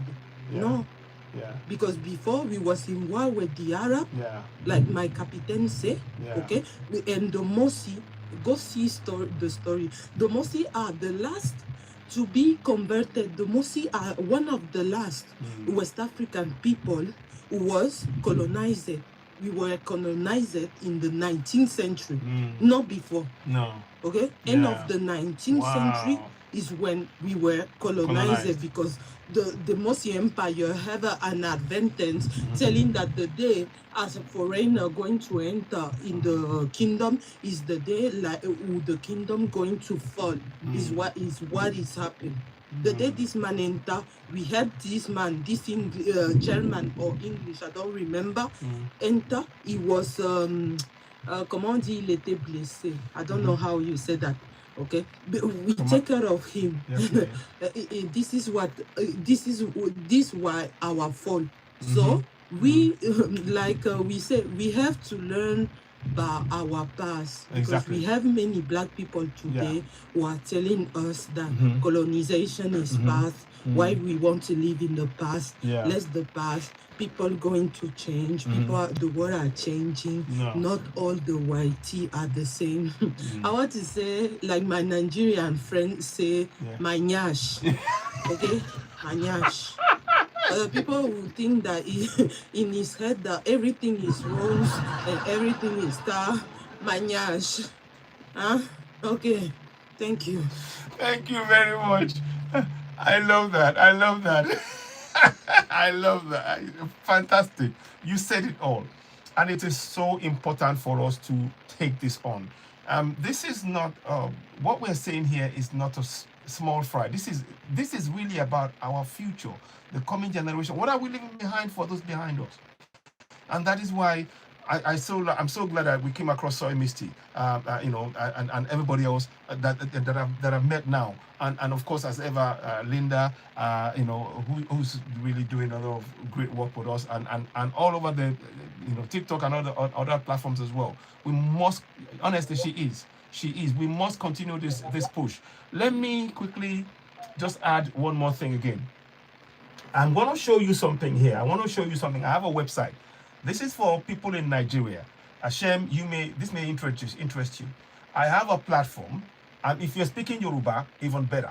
But let me show you. I want you to be able to go to this platform, and I will make a change to it later. But there's something that I wanted you to do. I have an information that I wanted to share, and it's important that I share it with you all. And you can share it with other fellow Yorubas, and hopefully I will be able to do that for the Igbos as well sometime soon. But let me quickly, www.citizenay. So I have a platform, Citizen AY, my website. I want you to go there, and then you will have a freebie, if you like, citizenay.com. So let me show if you could come up. Yeah. Okay. Sorry. 1 second. I don't know what's going on with that. Let me just do it again. Just give me 1 second. I want to just, this is a very important information, particularly for Nigeria. And we need to get to the point where the people can participate in their governance and no longer be fobbed off with excuses. Here we go, that's it. So now, this is what you're seeing on the screen. You're going to see this on the screen. I'll just put it here for now because it's easier so you can see. So this is my website, www.citizenay.org. I wonder if you could see the top of the screen. So I want you to see. So you can see there. Let me highlight that. You know I have my glasses on, so yeah. I can't see none of that. Oh, sorry. It's so tiny. Okay. All right. But I'm going to, there's a bit that I want you to see. There's a blue thing that says download file. It's on my website. It is free. This is for Yoruba people. The information that I've been talking about, where you have the sections of the Constitution in Yoruba language, it is available on my website. You can download it for free, share it with family and friends, and I will be updating it as I go along. I'm only putting key sections, but in Yoruba language. So let me show you what it looks like. So you click on it, and this is what you will get. So you will get this information on the screen. It's a PDF file. You can download it, you can share it. This is very important because we need this information to go to family and friends, and I will update and do more changes as I go along. But here it is. So basically it says, which means that the powers that you have as a citizen in the Nigerian constitution in Yoruba language. That's what it means. And then we go to key sections. So you can download this and share it. It is very much important. It is very much important. No, Linda, it's for Yoruba speakers, because we need them to take control of their and begin to participate in their governance. So 14.2a of the Nigerian Constitution goes something like this. In English, sovereignty belongs to the people of Nigeria, from whom the government, through this constitution, derives all its powers and authority. Now, people in Yoruba land, people who are in the villages, who are speaking Yoruba, or in the farm, in the villages and the hamlets and the small towns and all that, they don't speak English. They won't understand what that means. But if I showed them this, if you take this and show them, and you say, abala kẹrin láìsẹ̀ kejì á sọ pé ìjọba jẹ́ ti àwọn ènìyàn Nàìjíríà láti ọ̀dọ̀ ẹni tí ìjọba nípasẹ̀ òfin yìí ń gba gbogbo agbára àti àṣẹ rẹ̀. That means that the people get the message. The message gets to them. They understand what you are saying because you are saying it in their language. So this is really, really important. It is so important that we do this, because unless we, and everybody else, nature lover, please, this is something that if you can do that also with your Ghanaian constitution, for your people to understand. We can forget, we know that the system is not geared to getting our people to participate in our governance. You and I, we must start doing the work. So this is what I call real work for me. This is the real work of doing that work, showing the community this is your rights in your language, and then and the fact that they're speaking it, and it's free. This is free because I want to reach 60 million Yoruba people. There are 60 million Yoruba people in Nigeria right now who don't have this information. So we need to start somewhere. So this is the start. So I don't want to come and talk. Thank you very much. Sorry, Misty. I don't want to come and talk and say, oh, let's do this. This is the real work. So and what I also want to do, again, when I ask you to subscribe to me on Citizen AY, I want to print this. When I go to the communities, I want to be able to print it and give it out for free. I don't want to charge anything. So it is very, very important that you subscribe to me on Oduduwa and Citizen AY, the platform where we speak to power. If you go and subscribe, share it to family and friends, and then this information can reach them. So there is more areas, and there are more areas that I've put in, again, all in Yoruba language. All of it is in Yoruba language. And the key thing, to make the people understand, you see the head that you see here. This is a bronze head. What you see behind is a bronze head. Now, the colonials came and they found 13 of them. The heads of kings. They designed as exactly the heads of Yoruba kings. 13 of them. They are in museums all over the world. Not one of them is back in Nigeria. So which means that land is a royal land. The Yoruba kingdom is a royal land. So when I put that behind that, all areas that is Yoruba people, They know that they are sovereigns. So this is a message. I'm not just saying, this is a message. I'm sending you a message to switch you on.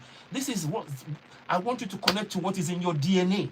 So this is what we are really doing to, to make sure that we understand that if we don't start doing this work and we're just going tap, tap, tap, tap, tap, I'm not having a substance behind what we're saying. It's nonsense. This is something you can hold up. You can question me. It may not be perfect, but believe you me, people, once they understand this, they will do the work themselves. Feed a man a fish one day, he will come back the next day. Give him a rod to fish himself, he will thank you for life. This is what this is about. So please, everybody watching this, I really, really, really, really, really, really know, hope this makes sense to you. And let me know your thoughts on it. And I'm really, really appealing to you now. Brother, I want to, yes, go ahead. I want to tell you that this is the work the Burkinabese people. I don't know if you remember when the Capitaine take the power, when Assimi take the power, when Chani take the power, they talk, and the thing they talk, they were the new set, the accords. The same accords that when in that time, I remember 2021, when you talk people about politics, they tell you, pourquoi je vais parler de la politique? À moi, la politique, ça m'intéresse pas. Why I have to talk about politics? Politics don't interest me. This is in the part where they fuck up. Why? Because when you're going to see the accord Burkina used to have, the defense accord that Burkina used to have with France, it was a joke. Okay? It was, yes, because the joke. fly, the army fly they give us is a mark of fly of touristic. Touristic fly. Yeah, no, it's oh God. I know I know what you mean. Yeah, exactly. But carry on. They offer for fly this kind of airplane, for airplane for the Burkinabe army, okay, and also Mali for the pew-pews. They give how you call I don't know if you see that video. When French soldier was trained, Malian soldier, the Malians. Yes, I saw that. Yes, I saw the video. Yes. This is not and the thing is, why you think that we put our own language like official language? Because we know that when you go in a small village, when you go small, people don't speak French. Yeah. Exactly. People don't speak French. Exactly. For the people who think that African people, they don't speak anymore their own language. You want to talk about us that we grown up or we born in outside? Yes, I can buy you that. But when you go to the continent, nobody, you're not going to see somebody who not speak his own language with his own people. Very much. And I can prove you that when you're going to listen, you go to Bamako, people are speaking Bambara, people are speaking Soninke, people are speaking Pearl, what you call Fulani, people are speaking Jula, people are speaking the Dogon language. They don't speak French. Okay, we are not so French speaker. It's not because you see on TV some football soccer team people of that area that they speak French like a real French person. That is mean that in the territory people are speaking French. We make that word. People who speak Mosi make life explaining people the laws and all in Mosi. Like some Keita, I can invite you if you want. You have people who speak Bisa. Yeah. All the captain was telling, they translate it. You have the Malian panels. All the book we read, okay, the French book about colonization and about like we read the destruction of the black civilization by Chancellor Williams. That man. Oh, attendez, wait a moment. Yeah. No. Yes. I'm so glad that we can communicate with each other. Yes. Citizen. Yes. 1 second. Yeah, hang on. Okay, Linda, you want to say something quickly? Then I'll go to Nature Lover. Then We hopefully. can't hear you though. Oh, Nature Lover. You want to say something quickly while she's away, and then Linda. So what you just do right now, and you're writing and all that. When I my people to do with my language, my local language, bro, I'll encourage everybody who have their own language to use their language on their children and their people, especially those who don't understand the English. And with even those who understand the English, they don't even understand. They think they understand. But when I opened my own and try to use my language, brother, I can see that our people they really don't understand what we are doing in the country. When I start to hit on my language, all of them are always saying, no, this guy is different. This guy is different. He explained the thing deep to the root. I started with their names. Why do you have this name? Why do you have Jocelyn? Why do you have Ali? Yeah. And then these people, some of them, they come up and they're giving me, and they say, bro, every day, come. Yeah. Yes. Some of them say, me, I'm not going to give any name to my child. Some of them are saying, can you give me our language name that if I give birth to my child? Bro, let me tell you, it is so amazing. I'm telling you, that shows that our people don't really understand. This is what I ask in our languages. That's why when somebody talking and somebody say, what is wrong with the language? You don't understand the power of language. Your people don't even understand that English. Those who even go to the school, they don't even understand, bro. Yes, man. Well said. When I hit in fact, I appreciate what you said that day. I remember that year you told we should start using our languages. Yes. And I straight the thing into my language, bro. Right now, I don't even use no language. Fantastic. Even like the sister, so when we say, hey, the Mosi people always come there. Okay? The Ejula people always come to my platform. But they understand my language. They told me that they born them in their in my country, where my people are. So they understand my language. So they come in the platform. Bro, what they tell me, bro, all of them are very Islam names. But let me tell you, when I hit these people, they really say, bro, let me tell you, continue. And this is the right way. Me, I'm not going to follow that. Don't forget about it. You gotta go. I'm happy. I just want to tell you what you hit and that changing things, man. Thank you. You are like a branch that a tree that have a lot of branches going. Some of them are going this way, some going this way. So you are not doing it just for fun, man. It's working. Thank you. I'm telling you. Thank you so much. Thank you so much. Yeah. I do, you touch me here. Thank you so much. Thank you. I'm really glad. Yeah. Thank you. Okay, go ahead. Thank you. Let me just give you a round of applause for that. My brother, we've been in touch. Yeah, thank you so much. I appreciate it. Okay, Linda, go ahead. Then I'll go to Soy. You can come back when. I want to say that I've been in his mind as well, and I've heard him speaking a language that I had no idea what he was talking about.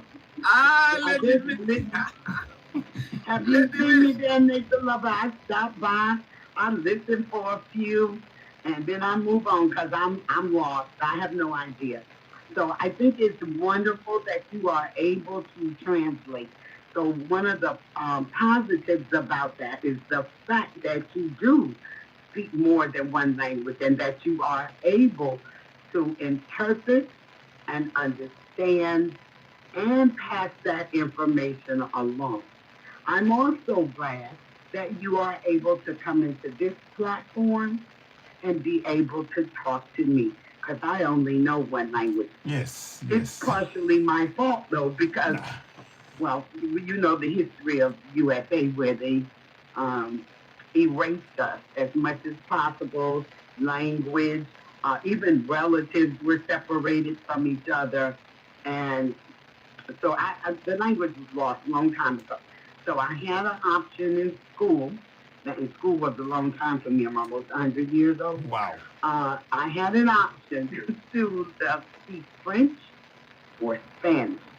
Well, I didn't care about either one of them. I wasn't going there. I cared about as much about that as I did religion. And thank God they did not force feed me religion in school.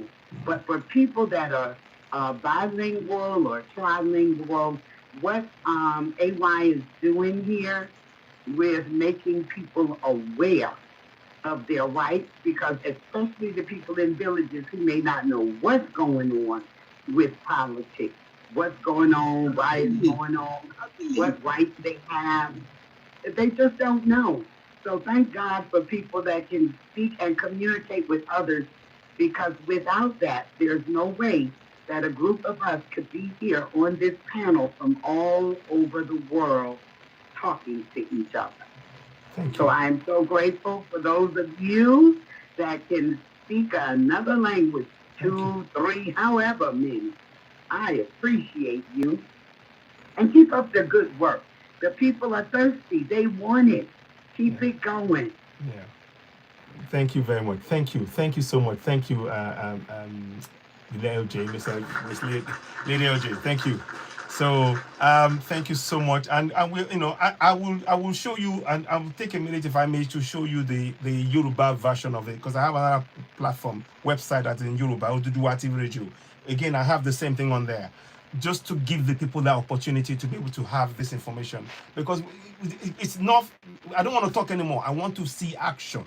So this is the kind of thing that I'm saying, please, that's why I'm saying subscribe to us on Citizen AY on YouTube. Help us grow that platform. So, Misty, you were in the middle of something. You were talking about the destruction of a black civilian, the black civilization by Chancellor Williams, and then you had to go off. Go ahead. Go ahead. Are you there? Hello? Yes, Jeff. Yeah. Did you want to add something more, or to what you were saying? Yes, after, but I'm busy. Okay. Okay, don't worry. Okay, don't worry. Okay. Right. So while she's doing that, please, I want to just take this opportunity to ask you all again. Go ahead and subscribe. However many of you are watching us, 15, 10, whatever, or afterwards, go to that platform, Citizen AY, on YouTube, and subscribe. Share it to family and friends. And you may have friends who are Yoruba speaking. Let them have this website. It's www.citizenay.org. You can see it on the screen where, when you just type it in, you will see it. I'll see if I can. Is there a way I can make it bigger here? I'm here. Okay. Go ahead. Let's hear from you. Go ahead. Okay. First of all, yes, I have friends who are from Benin, because you know that Benin is French speaker. Yes. If you also, you can follow my big sister, Georgia Mercy. Okay. She's from Benin. Okay. She's from Benin and Togo. Okay. She lives in United States. Wow. And actually, is like the Assata Shakur of Benin, because they intimidated her in that moment, in this moment.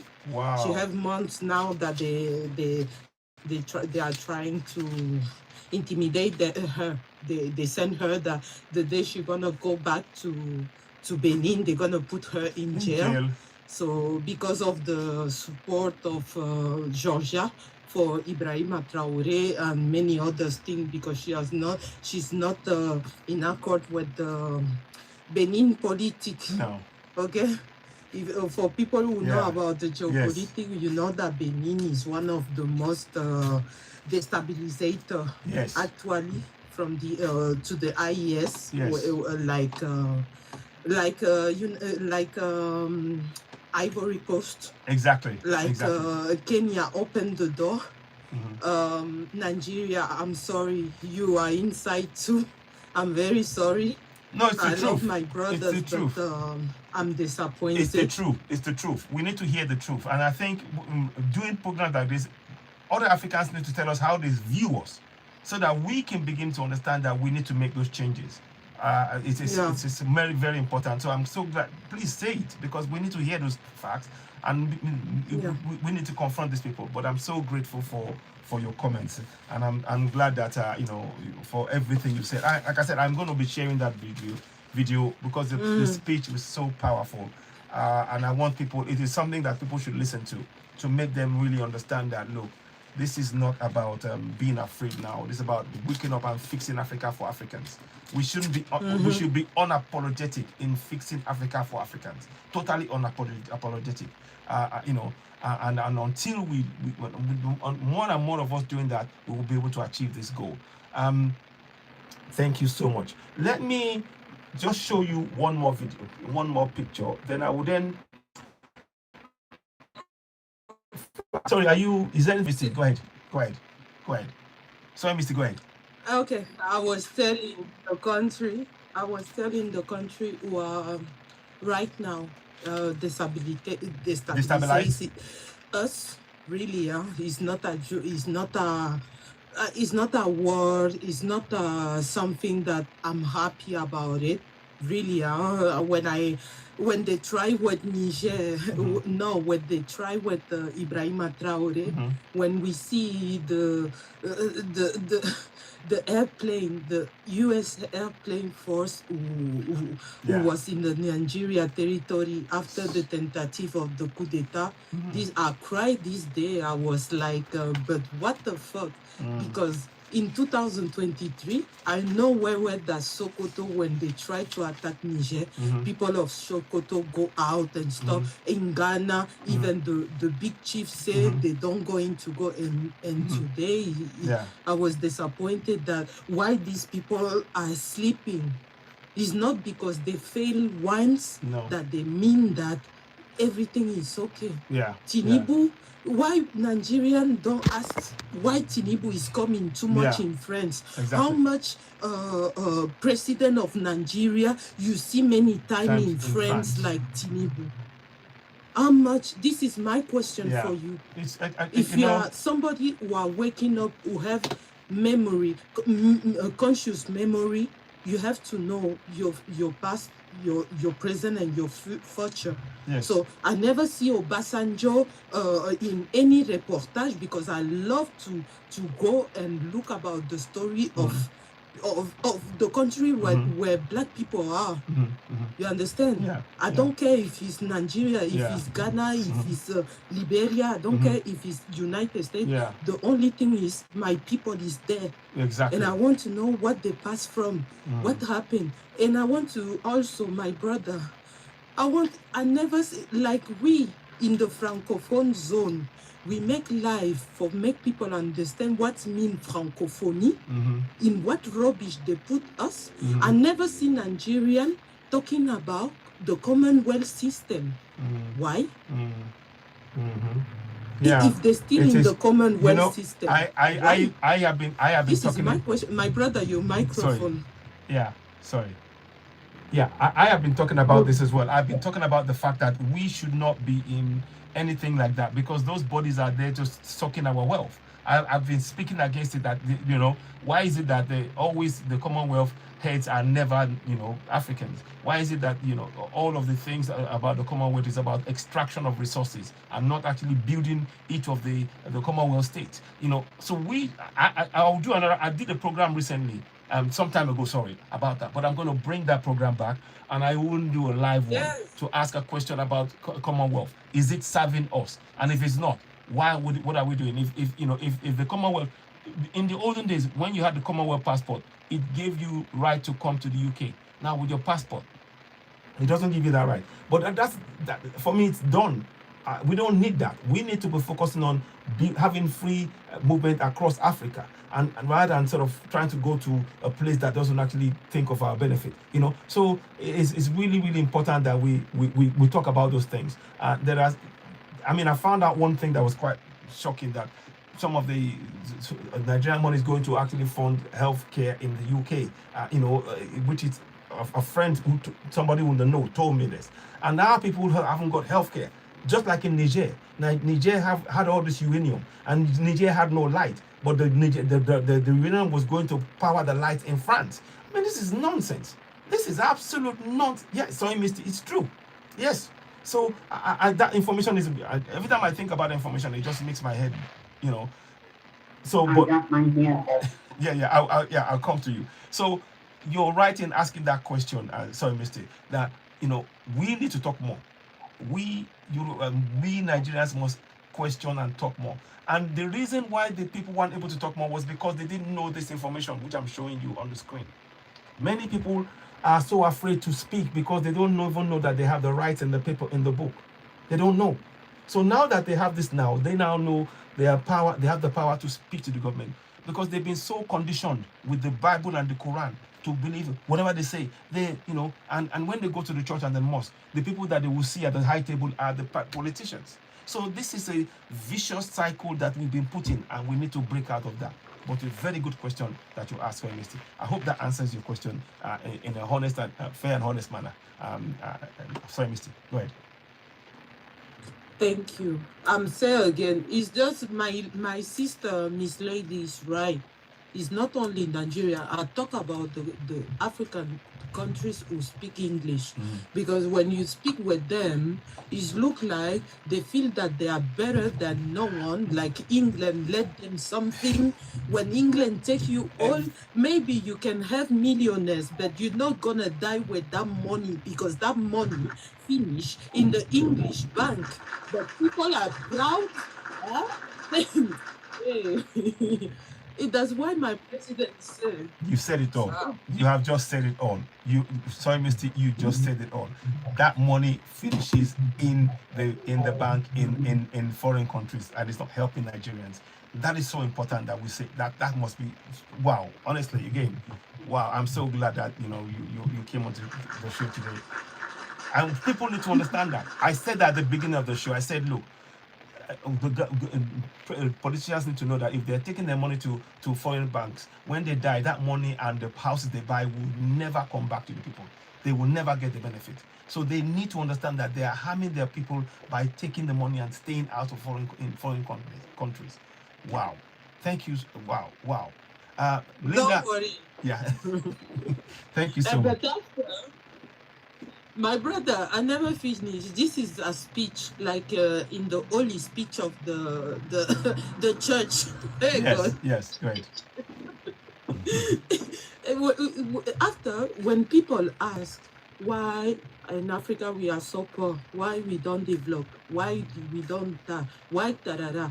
But when you're going to ask, because in the book of, I think my sister, Miss Lady, know it, and also you, and the book of Walter Rodney, who say how Europe undeveloped Africa. I don't know, my sister, if you know this man, the name Walter Rodney, who the English government and alive in the English Guyana. I've got it here. I've got it here. Look. I have it. So we understand each other. Absolutely. Voilà. When you talk about the Benin Empire, tell me if I'm wrong in English. When he was talking about Benin Empire and the Ghana Empire, they was most developed, or they were in the same development or most developed that the France of Louis XIV. Yes. Or England in that time. Exactly. When in that time the English was making the Japanese people come and share the knowledge. Am I wrong? No, you're not wrong. You're not wrong. That's what it was talking about there. That's the thing. We were far developed, and they came and literally underdeveloped the place. And this is the kind of thing, and that's why that book, I think people should read that. I mean, I've read it, and I read it, and it was really, and the way they unalived that guy, it was painful. It was, because they didn't want him speaking the truth. He was unalived, But you're right. No, thank you for bringing that up. I'll read it. I'm going to be reading sections. Go ahead. They make like the T group. Yeah. When they unalive him.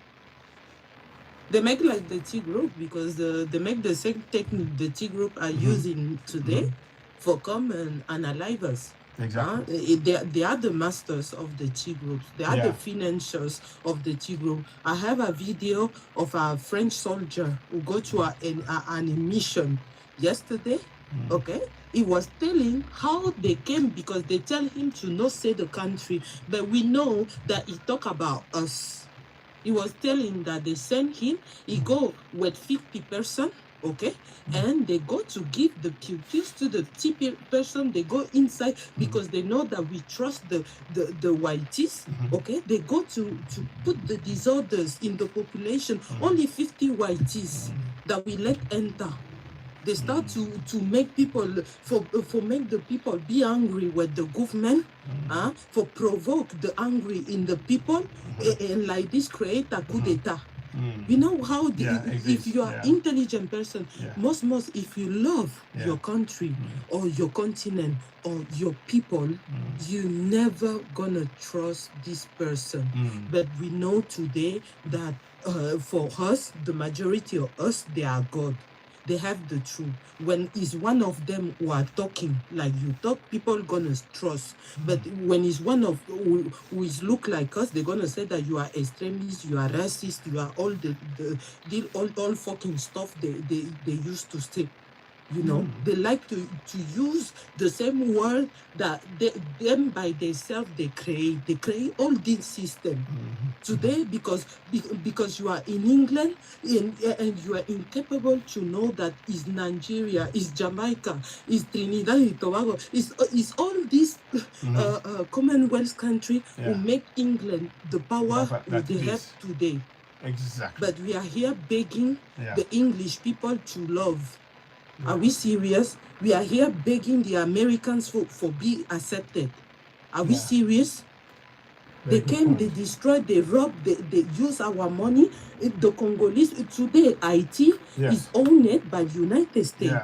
Today, Congo, by the embargo is owned by United States. But when Congolese going to say something, I know because the tribalistic, I know tribalistic war, I know you don't love each other, I know, no. When you know the truth, who analyze Lumumba is not the CIA, it's not the Mossad, it's not the French Secret Services, but people and CIA. Today, but we have Alzheimer. We choose to have Alzheimer. We choose that by our own. Because now when the Captain Traore start to talk, the people of the north of Africa who live in France start to say that Captain Traore is Islamophobic. Exactly, exactly. It's madness. Where? Can you... No, thank you so much. Sorry, Misty. I could talk to you for ages. Let me quickly,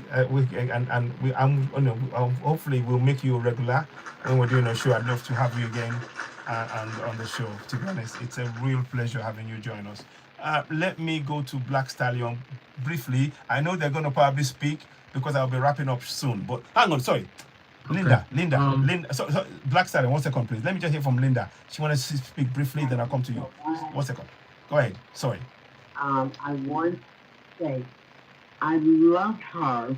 My sister is putting it out there, and I put it out there even when I'm in American Lives, and they don't even know who the hell they thought.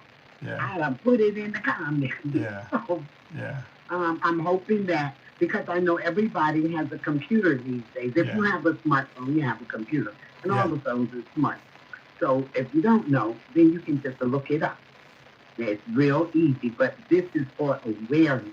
Exactly. For people in the United States, because we have a whole bunch of problems going on here, revolving around the same group of people, these European people. They're doing different things to us here in this country, black people in America, but they're always doing something.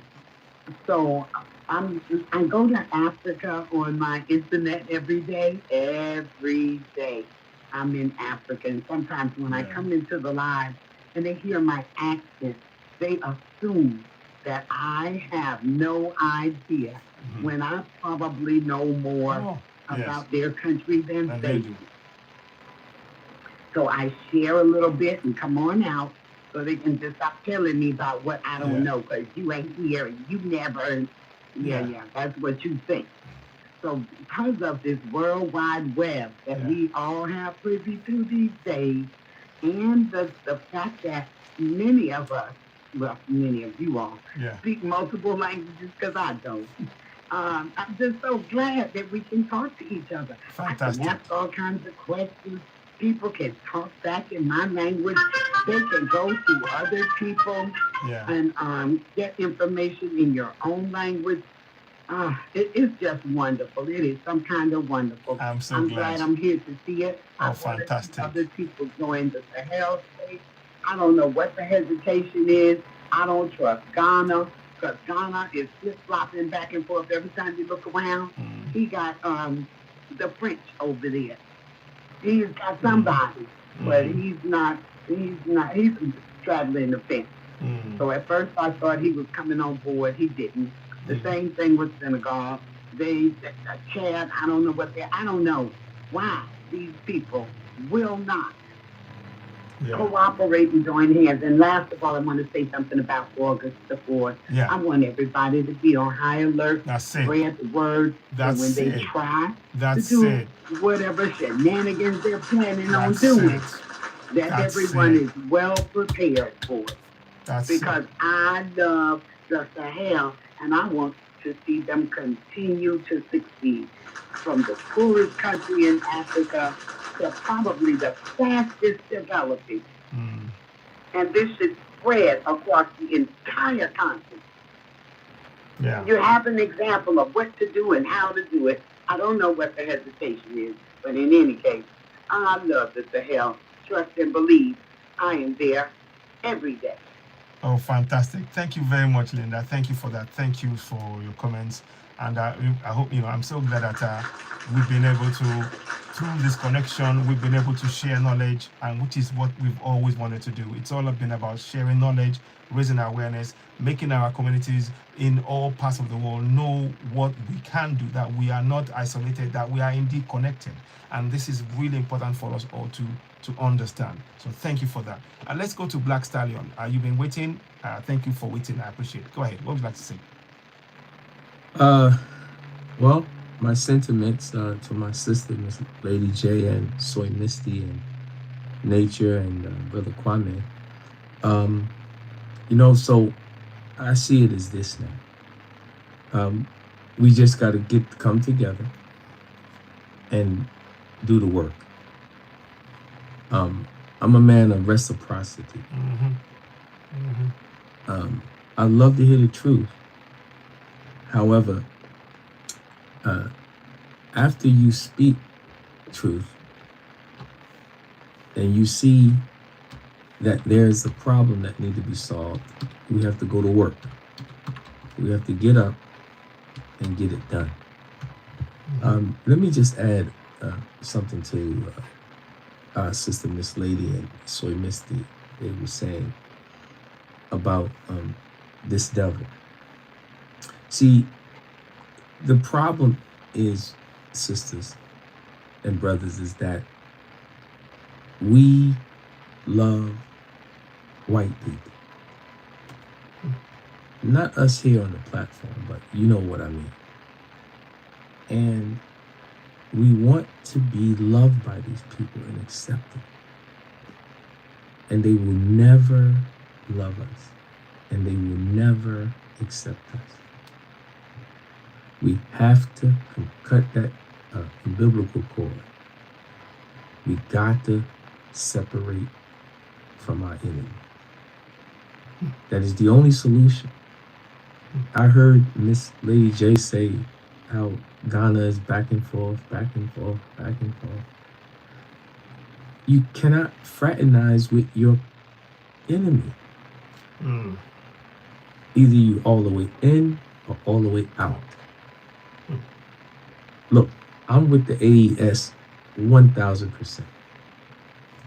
However, Soy Misty, Miss Lady J, you got my information. Everybody, when I put it out there, DM me. We, people like us who are sincere, who are ready to put boots on the ground and get this work done. We need to connect face to face. Period. The rest of these fake Negroes, pretenders they call them, I'm talking about in the Pan-African community. I've been up here observing and listening for a while. And every time I say, let's do something, I get 0. See, we're talking too much. We talk too much. Yeah. In fact, I'm tired of talking.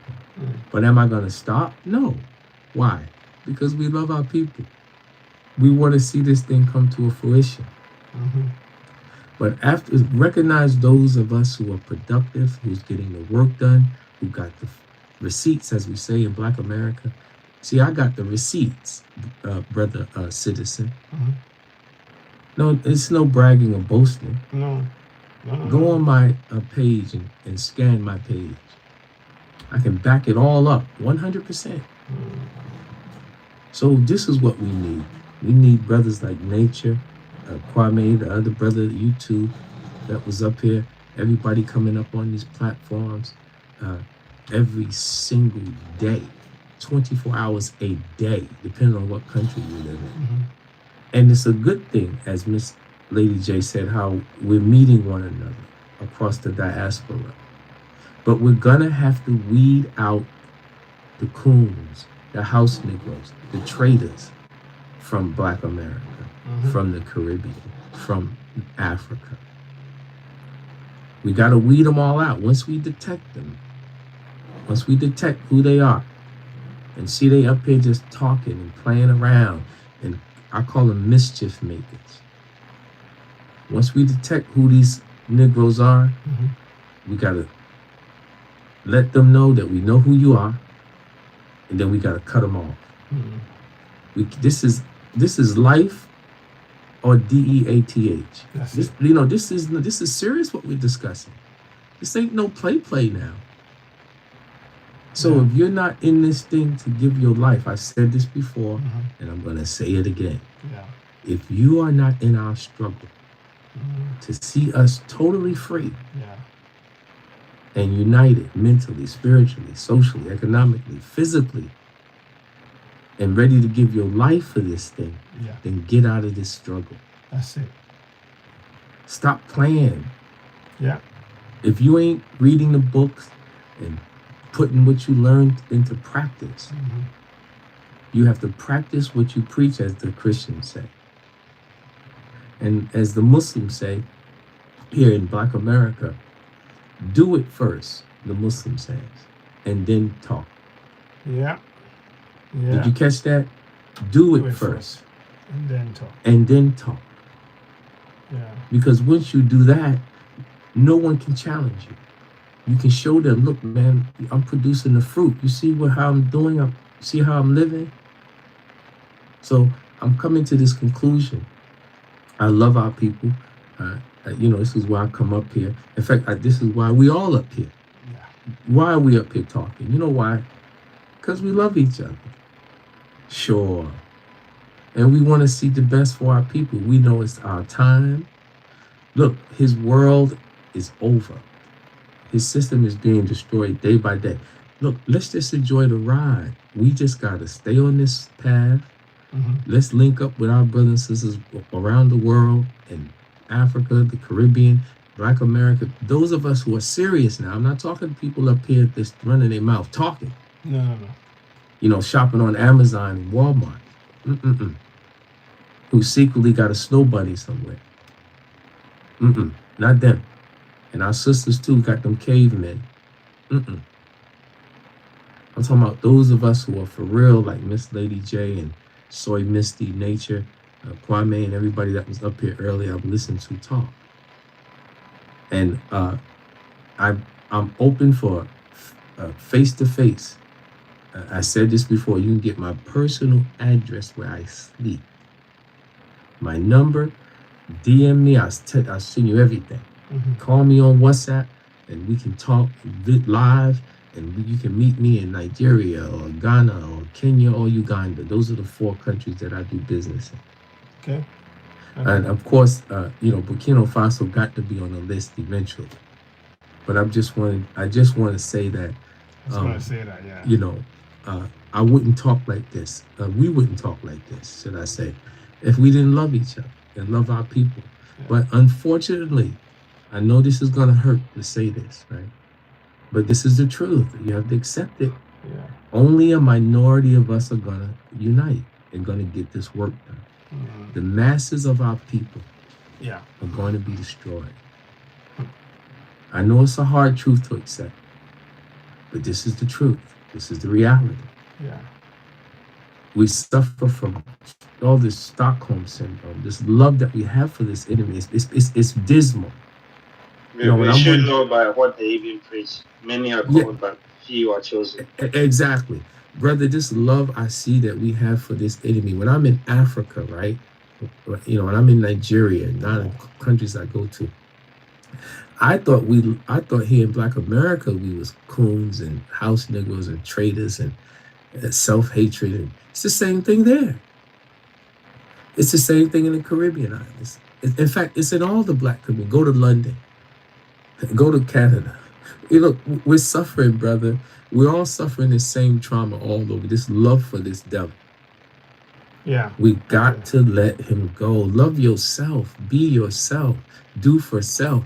Think for self. Read a book. How about that? Yeah. Read a book. How about that? Yeah. So, you know, it's our time. So let's, brother, I got plenty of books too. I'm always getting books. And when you give me your personal, you know, brother, I've been asking you, send me, in fact, all of you, Kwame, this Lady J, Nature. Definitely. Send me. You can get my personal number. Look, I'm serious now. But don't give me. Hold on. Don't contact me. Don't give me your information if you're not ready to do now. That's correct. Yeah. If you're not ready to put your money where your mouth is, then don't DM me. Exactly. Bro, Okay. you don't know how long I've been looking for people to do this seriously. Like no, brilliant. Okay, brother. See, I already know it's a few of us out here on this TikTok, but here's the truth. I know it's only a few though. See, you have to separate the wheat from the tare. I already know it's only a handful of us serious. Most of us up here come all these Pan-African lives. Look, I can prove to you there's numerous Pan-Africans that do lives. They don't even know each other connected. They don't work together, nothing. No. They don't like each other, talk about each other, all this foolishness I be hearing. I said, well, I thought you said you was a Pan-African. Yeah, brother, I'm a Pan-African. I said, well, you know there's a sister from this country and Kenya and Uganda and Ghana and, you know, I go down the countries, you know, they Pan-African too. Well, yeah, but, you know, they got something negative to say. But I thought we was brothers and sisters. I thought we was all want to see Africa united and we want to see the Black diaspora united. I think what Black Stallion, I think you will get all sorts in this kind of thing, you know, and that's okay. I know. So we just have to just keep right along to what we're trying to achieve, and then they will join it eventually. They will see the point and they will join. Well, they're gonna have to. Yeah. They're gonna have to. Of Paris. To my brother Black. Black. Yes, sister, go ahead. You follow me, I follow you. You know that. And you see us in the Burkinabe's life. We are more than 500. Wow. We are more than 600. When we start in 2001 to 21 with the... I've been looking for Burkinabe lives for only God knows. Yes, where have you guys been hiding? You have to follow me. You're going to see me. I follow you already, don't worry. Yeah. You're gonna see me like a moderator, okay? I'm moderator in Burkinabe's life and some Malians' life, some French Francophones' life, and also some Spanish people' lives. Okay, because I speak Spanish too, well, for my grandfather. Okay, so I want to tell you that I know that most people, when they say I am, it's like, I think that most of us, we live in a film. We see too much Black Panther, okay? The Hollywood films influence us, and we don't, it's like we make what we say in French, la dissonance cognitive. I don't know if you know what is cognitive dissociation or something like this in English. Okay. Cognitive dissonance. Yeah, exactly. Cognitive dissonance, yes. I know exactly what you mean, yes. And you know that when you are somebody who was colonized many centuries, many centuries, because it's not thing of 10 years. It's not thing of 4 years or 5 or 6, even 20 is not too much. Okay, exactly. You can liberate yourself, like you can work and liberate yourself. But when we talk about you, us, Caribbean, there are more than 400, and for us in Africa, we have 1,400 invasion, and 500 from the whiteys. In totally is more than 2,000 years of invasion, colonization, and all these things. So it's not gonna. Yes, when you make a, how you say that, when you make the calcul. Yeah, calculation. When you calculate. Calculation. When you make the calculation. Yeah. Wow. When you make the calculation, is in total, but when you forget Egypt and all these things, but in total is 5,000 years of invasion. Wow. Okay, colonization, invasion, because they didn't start with the Arab. It started with the Assyrian, Hyksos, and all these things. When you're going to go in West Africa, you're going to see that the more. I'm going to give you the story of the woman of Nder in Senegal. They immolate themselves for not be converted or for not be colonized by the Moors. Yes. That Moors that every people say, yeah, we do it, we are the Moors. We are not. We are not the Moors. No. Okay? We are not, because the Moors was a group. It was not an ethnicity. It was a group of people in a movement. Okay? It was like les Mamelouks. Les Mamelouks is a group. The people who create Morocco come from Spain, but people wants to appropriate all the bad thing for sure that we did that. We never colonized anybody. We never invite anybody in our story. Go read the Dr. Sheikh Anta Diop. Go read the Chancellor Williams. Go read the Walter Rodney. Go read the Dr. Frances Grace Wells. Go read the Dr. John Henry Clark. Go read all these people. Go read the Baobab. The one who made that I wake up of this dream is the name is Doumbia Fakoli. Okay. Dumbi Fakoli. Okay. Is a Malian. This is the one that woke me up. This is the one that woke me up. Sheikh Anta Diop. This guy woke me up. This guy. Oh. You're gonna make me cry, my brother. I swear. You know, Sheikh Anta Diop. Thank you. Also, you have Théophile Obenga. Le Capitaine Traoré says something. Don't cry somebody when he's died. You have to cry him when he's still alive. You have to praise him when he's still alive. Because us Africans, we have this thing of we're gonna start to valorize somebody when he's alive, when he's a martyr. We like the martyr thing. We love that. But when these people is still alive, we turn the back. Because Sheikh Anta Diop, we turn in the back when he was alive. When for people who know the life of Sheikh Anta Diop, he was in the jail. He lost his view. Okay, because the people of Senegal never valorized what he did.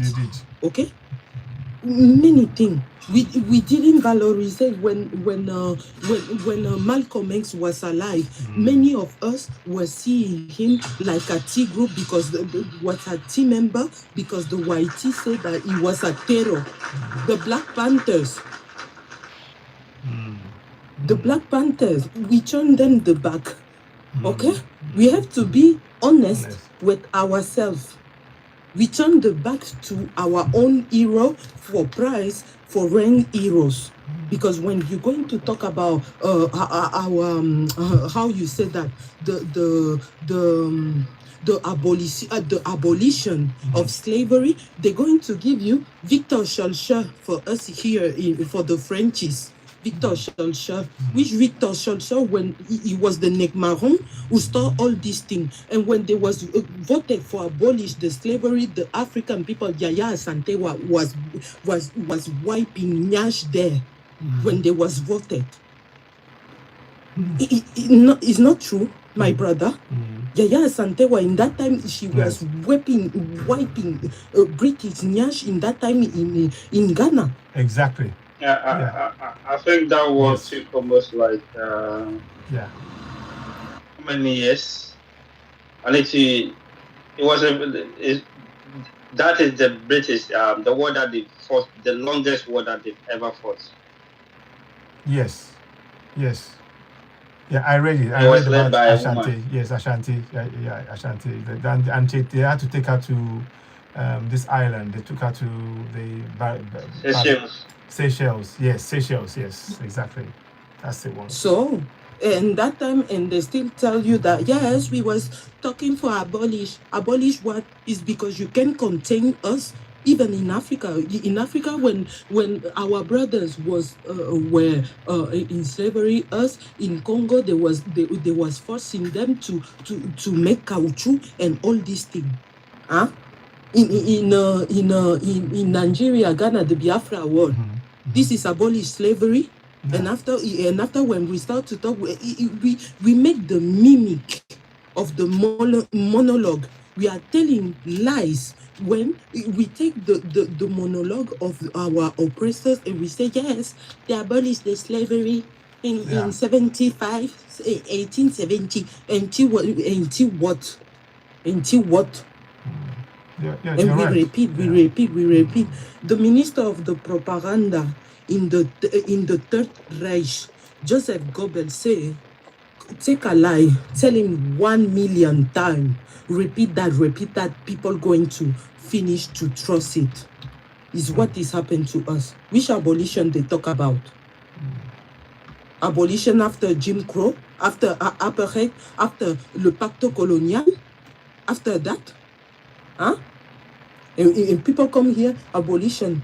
If it was not for ourselves, Yaya Santewa, all these people who before colonization in the 19th century, because we was fighting in the 19th century, I'm sorry, the African, even people, they came for colonization, even they make a Berlin conference in the continent, we were fighting, and we still until today, but people want to take us off the fight we are doing. It's like the Sahel right now. You don't listen. People telling that, but it's something. People are telling that African are submissive data. Why the Sahel are fighting right now?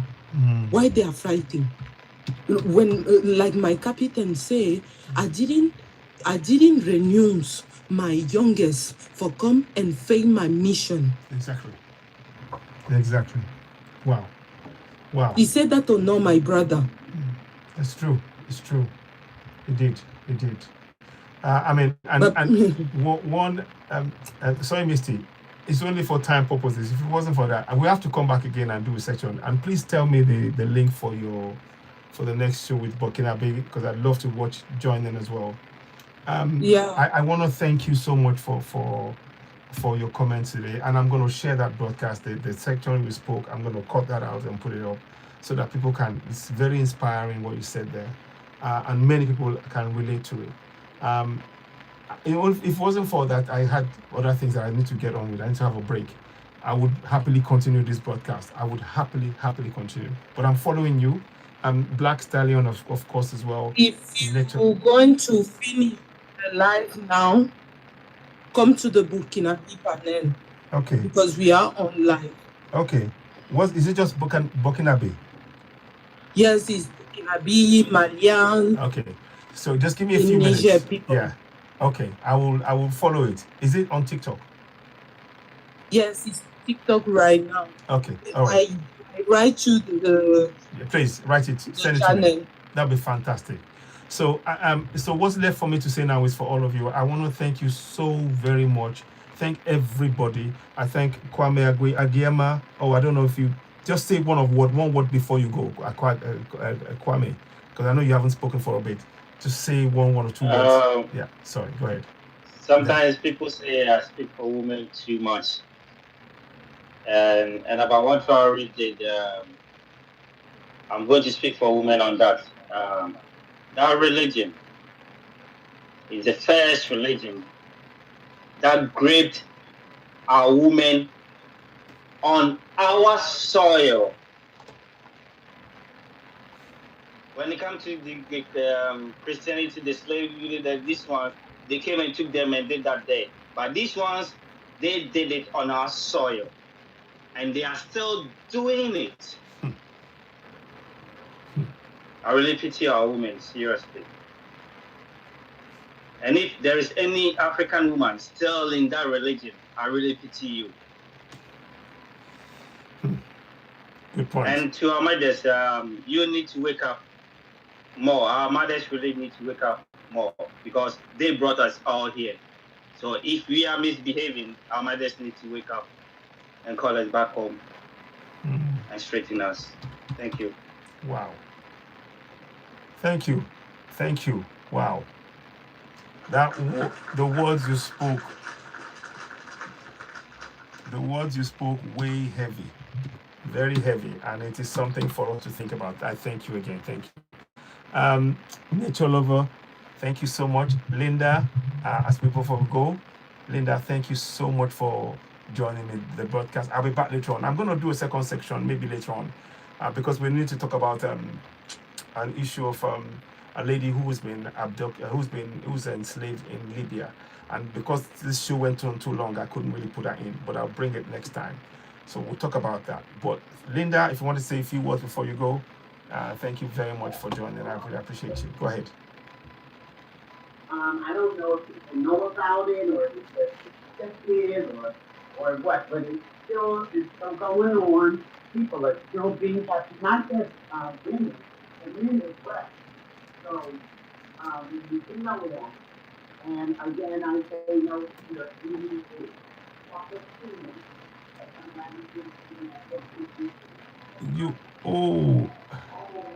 You sound very far away. You sound very far away, Linda. I'm not quite sure. Your phone sounds like it's far away. I can hardly hear you. I can't hear you. I can't hear you at all. Linda, can you hear me? Okay, I think it might be network.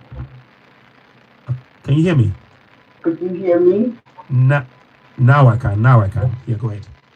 Oh, I walked away from you. I said, I want people to stop generalizing. I want people to know that the Arab slave trade is still going on. People are still being held against their will. And to know, and if you don't know, look it up. You can look it up. It is out there. Yeah. It's still happening. And just because they're Muslim does not make them your friend. Yeah. People are not just a group. I mean, if you just assume Americans, blacks are bad, you need to keep that to yourself and go do some research and talk to different ones. Because there's thousands of us here and we are not the same. The same thing going on with the Arabs. Just because a person is Muslim does not mean they love you. These Arabs have been doing terrible things now on half of the country. The northern half, they got that. And they're expanding. So just know who your enemy is. Check people out. Yeah. Long live the Sahel. I love those guys. I don't care what nobody says. I love the Sahel. Thank you. Thank you so much. Thank you, Linda. Thank you for that. Oh, I was just going to show you something. Okay, I'm done. Yeah, thank you very much. Sorry.